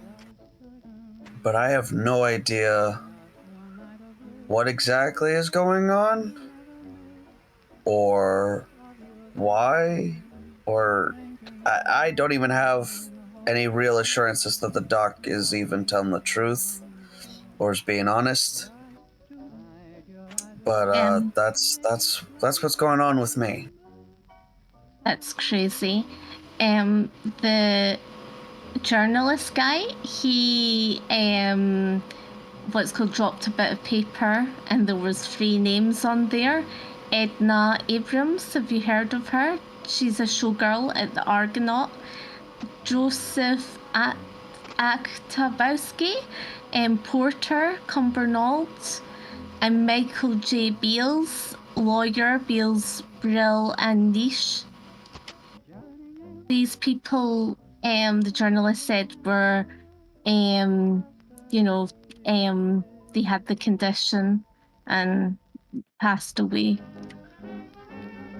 You might recognise Cumbernauld because the hospital that Angela's in, one of the names of it is Cumbernauld Hospital. And that's the... Wait, which one of the 3 names was that? Cumbernauld was... That was the Joseph Aktabowski, the porter who works in the Cumbernauld Hospital. Past tense, worked. Yeah, worked. And Joseph died, you said, or the reporter said. Yeah, Joseph died, yeah, unfortunately. Well, we definitely know that Dr. Cavendish is involved. It's just a really tricky situation. What did you think, Eric, of the journalist? Now that I'm feeling a lot calmer now, and I feel a bit better.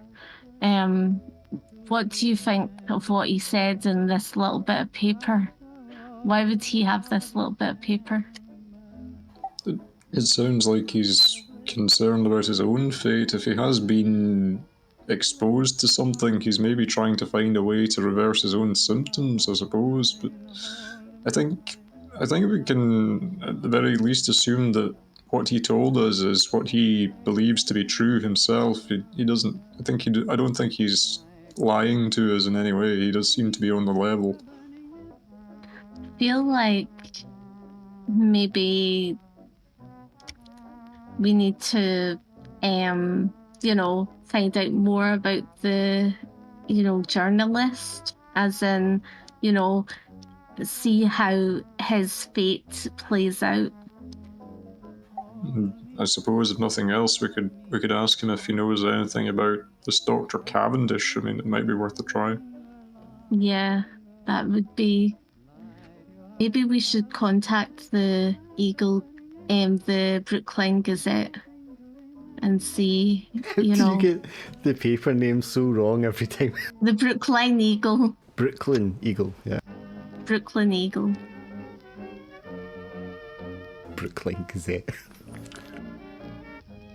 I think we should see if he's met Mr. Cavendish. Are you two okay?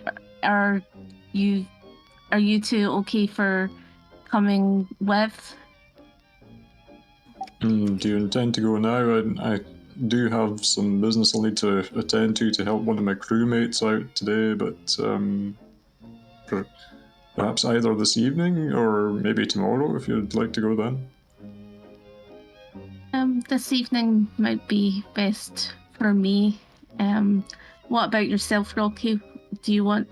I know you've got the hospital to go to, but do you want to come along as well? Because you can, tell your story to him.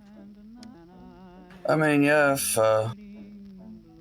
if I can go ahead, come along with you tonight, sure.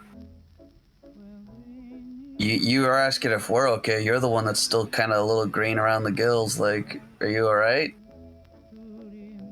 Yeah, I'm just going to go back to work in the afternoon. My boss is a bit, not the best of person for absence days, and especially in this work climate, I don't want to lose my job. Yeah, no, that makes sense. Do you have any mints or anything like that I could have, so I don't want to come in and smell of whiskey? I mean, I'm sure I got some, but it's. I mean, you slammed that down pretty hard. It's. Maybe I'll just go home and tidy up myself, and then I can go into work.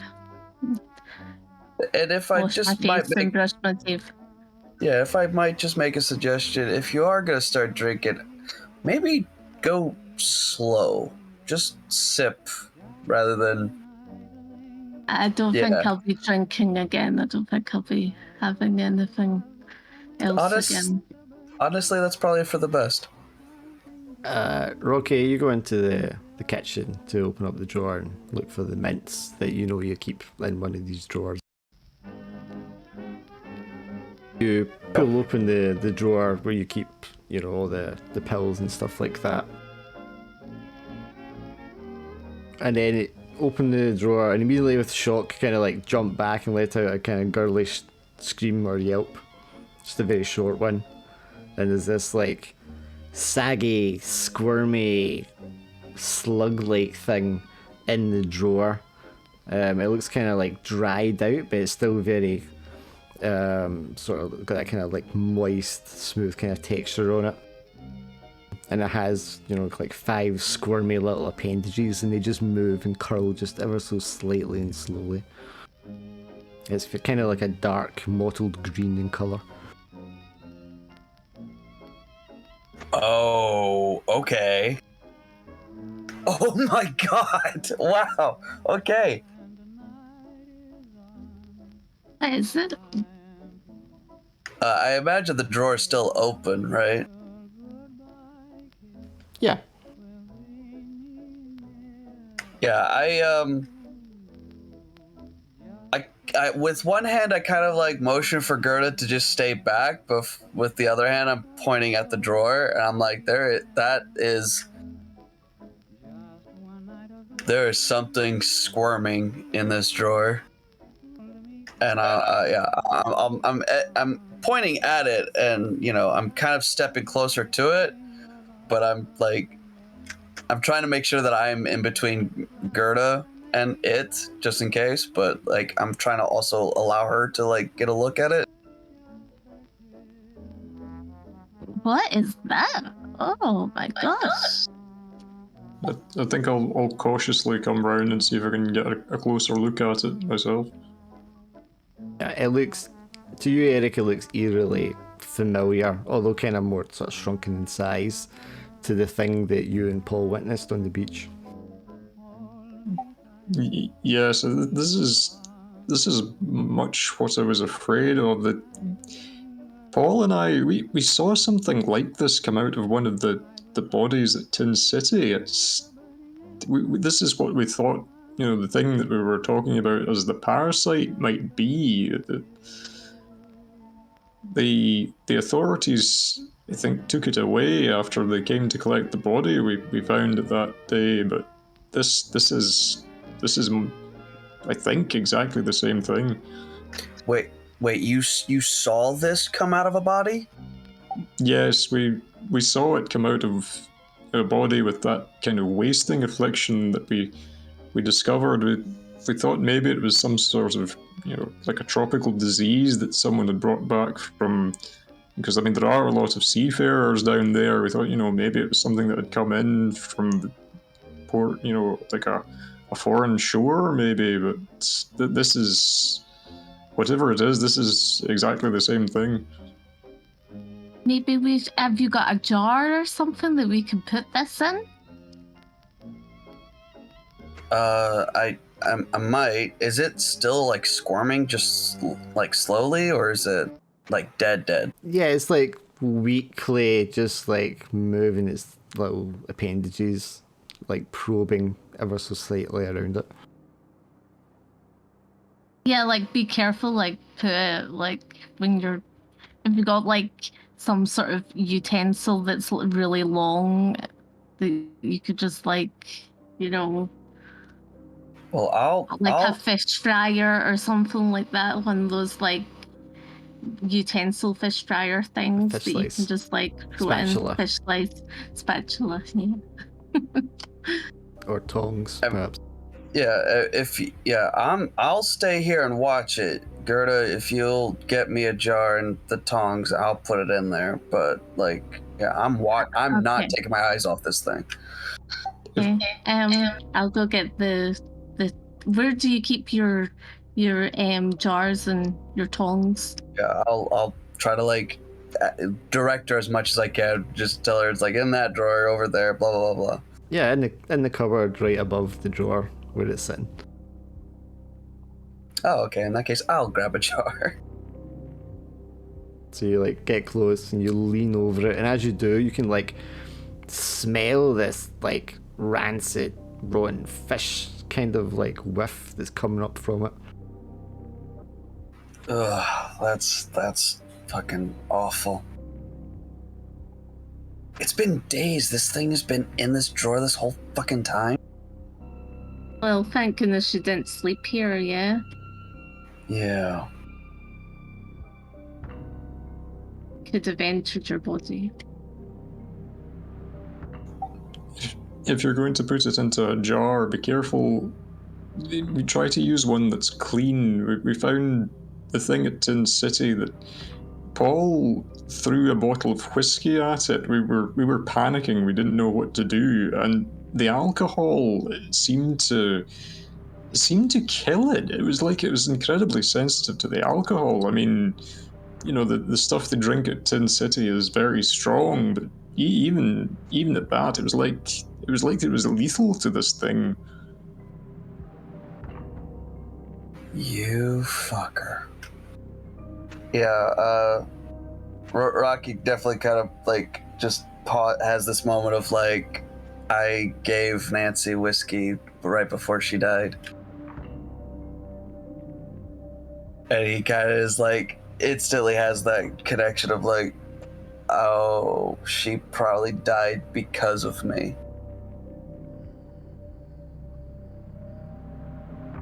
But he'll try to grab it with some tongs and stick it in a jar. Yep, you take the tongs, you lean forward very gingerly to like just pick it up by like the tips of it because you don't want to squish it. It looks like something you could squish very easily. And as you pick it up and like rotate them around to bring it over to the jar, on the underside of this thing, in this belly, although it's lacking eyeballs and hair, it looks very like a small, wrinkled version of Nancy's face. Oh, what the fuck?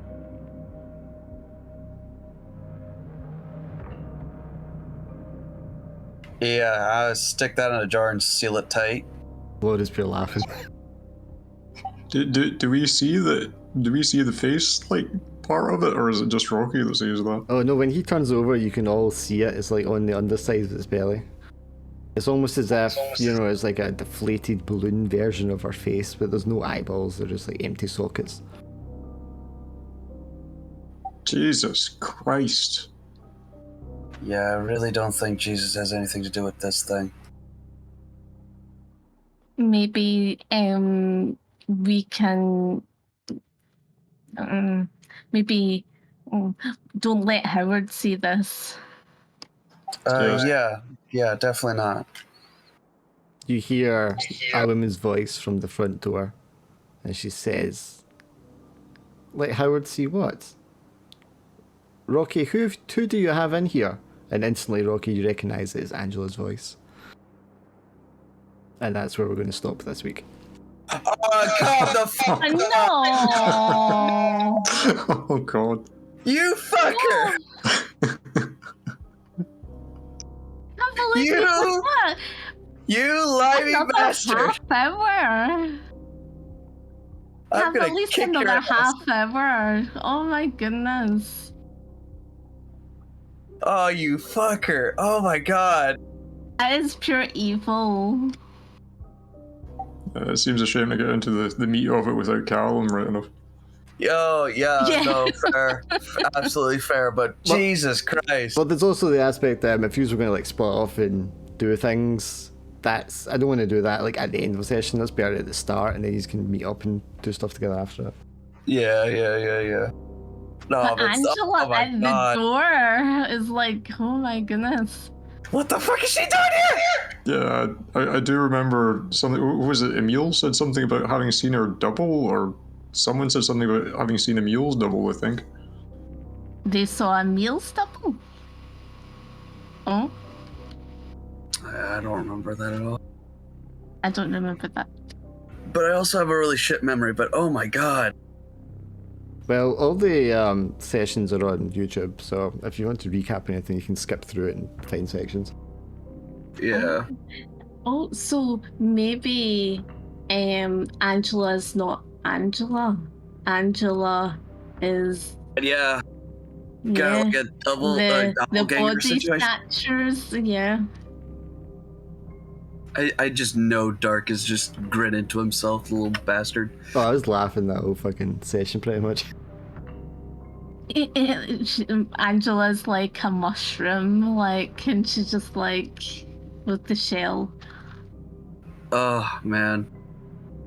That was a really good session, but sorry guys for pure like. No, Gerda just went full off, like, I think that felt appropriate and it felt in character, you know. I mean, 100%, yeah, but Was it the fear, Laura, that your character was going to grow old suddenly that was scaring you? Yeah, probably. I was like, oh my goodness. I was like, oh, she's gone. I also, like, the start was super scary. Like, there's no wall, there's no exit. There was just like, oh my goodness. And I don't know why I was like grabbing the perfume. Like, what's that gonna do? Maybe because you thought there was alcohol in it? Maybe. Yeah, That's what I was thinking. I always love like the retroactive, like looking back, like why the fuck did I think that was a good idea? I love that those sorts of moments. Those are hilarious. Yeah, I mean, you have a lot of those moments. I mean, I really do, yeah. Why am I in this office on my Monsters are so own? hilarious. Yeah, why am I going down this alleyway with this really shady person who suddenly seems really flirty whenever I'm talking about some dark shit? Nah, I'm sure it's fine. It's like you're in the doctor's office. I mean, you must have thought to yourself at one point, why am I in here by myself? I actually wanted to be by myself because I felt like that would make it easier for me to like grab the doctor and Right. interrogate him. But I did expect him to fucking open up the box and then just teleport me to, see eternity or whatever.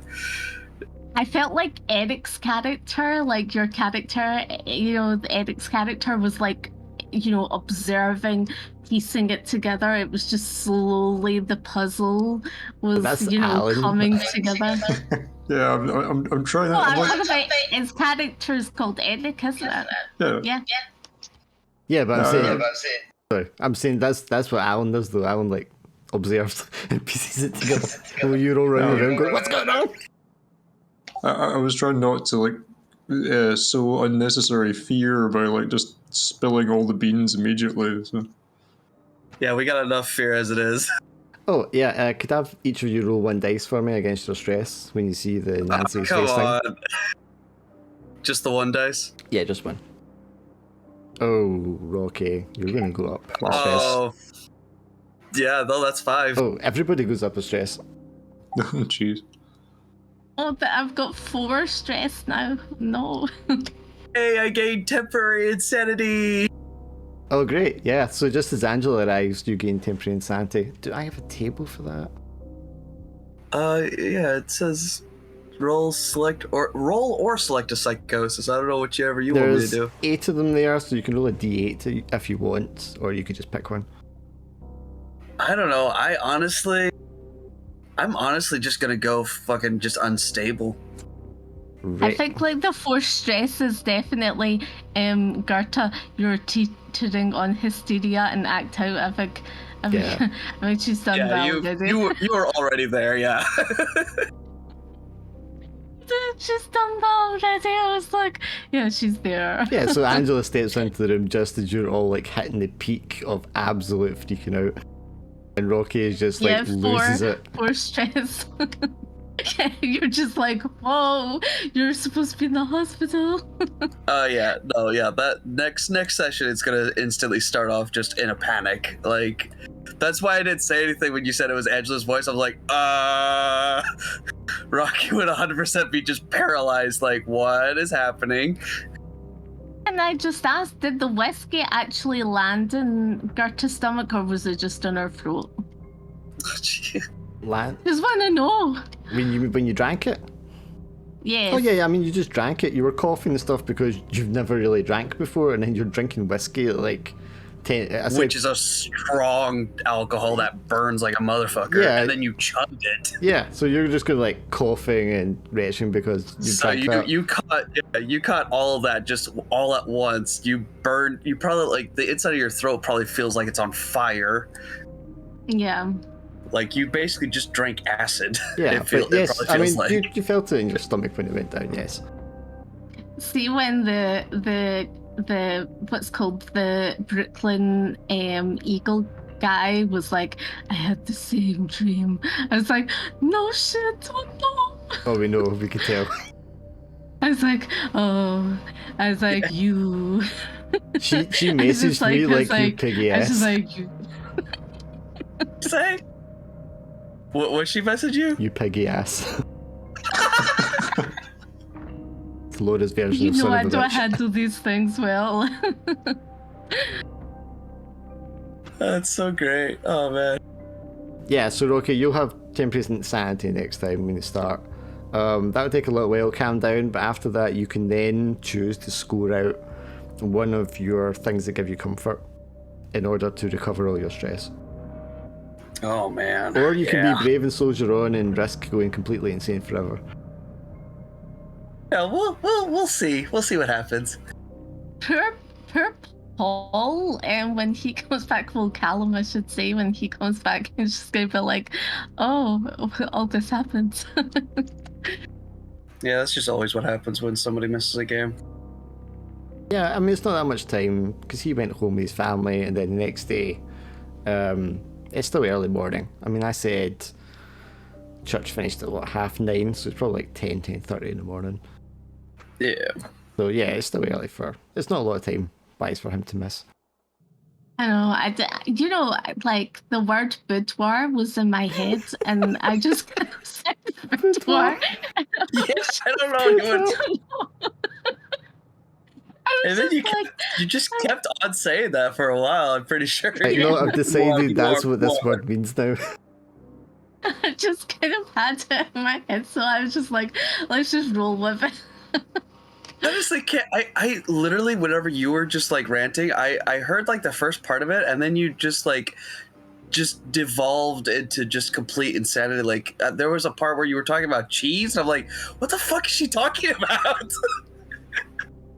Just like, yeah, we'll throw cheese and have a party. And I'm like, wait, okay, what? How did we get over here? It's a line in a movie, and it's like, it's in a comedy, and it's like, they say, let's just throw, a bunch of cheese balls and we'll have a party. So I just thought I'll just add that. I mean, it definitely just worked to confuse the holy hell out of me. don't try and understand it, man. I'm rapidly learning that. This is not me as in a person, but like sometimes I'm a bit misunderstood. Oh. Yeah. What's your Eric stress at now, Alan? I'm at 4 as well on the first. Nice. Oh my god. Nice. We're all on the brink of insanity. It's going to be emotional next week. I'll need to work on Paul, because Paul's is pretty low still, I think. Still, I thought he was at least at like 2 or 3. We're all standing with like what's called the kitchen utensils. Yeah. Paul just like comes in afterwards and just we'll see if everyone freaks out and the thing drops and it gets out of the jar. Oh, don't do that, no. You can chase it around the living room. Oh my god, no. Don't even say that. And I think for the fact that you said it looked like Nancy. that was even more scarier. That was just like, oh my goodness. Yeah, that was definitely a what the fuck moment. I was fully prepared for it to attack Rocky, and I was just going to start pouring booze on him to try and kill it. Well, I was thinking, and I was like, I mean, I already know what it's supposed to do, but I was like, I could have it do this thing, and then it'd be more kind of action and intense moment. But I was like, no, let's just let it linger and creep them out.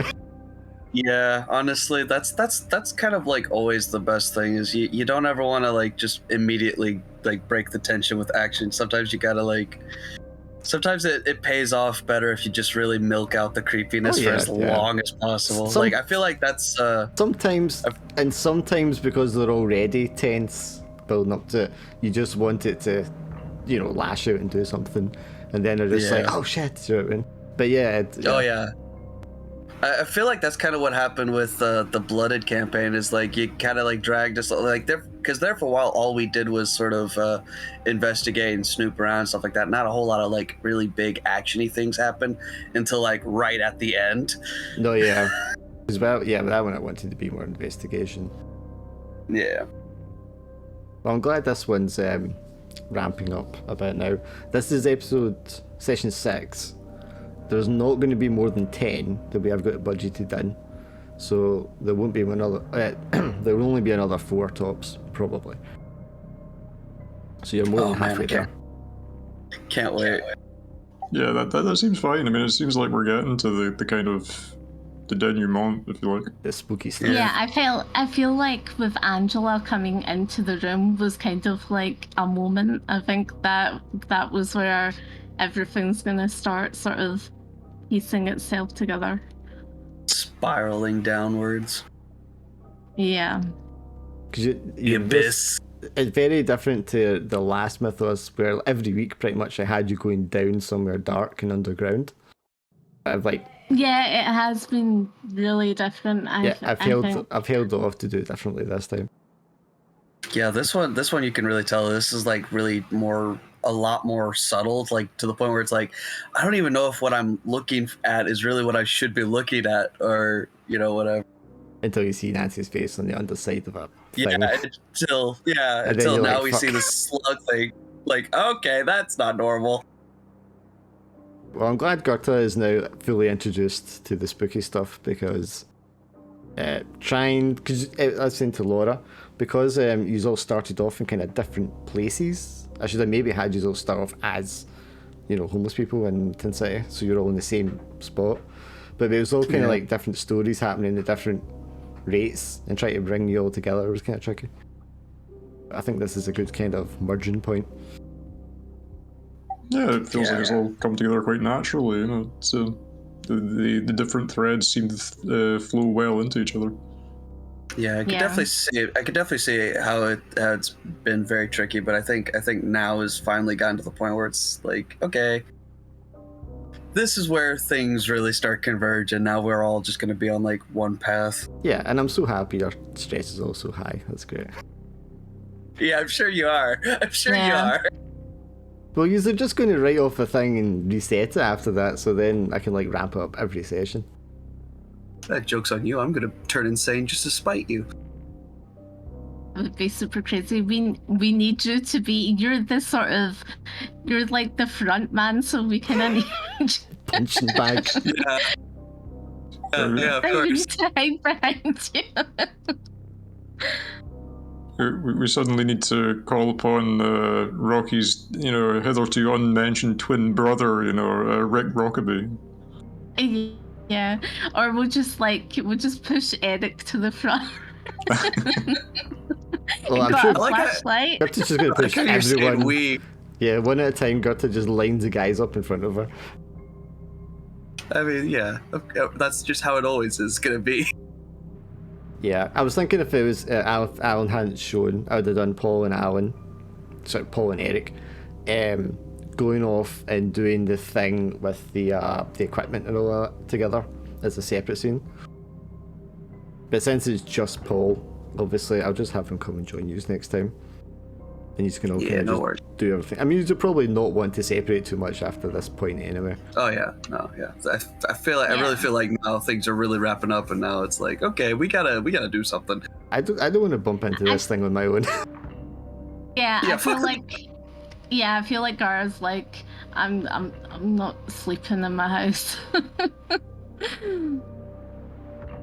I don't know why. I mean, even Rocky, the big bad like gangster guy, is over here like, okay, I have a gun, and I'm not so confident that that's gonna really help me by myself. So I think I need others.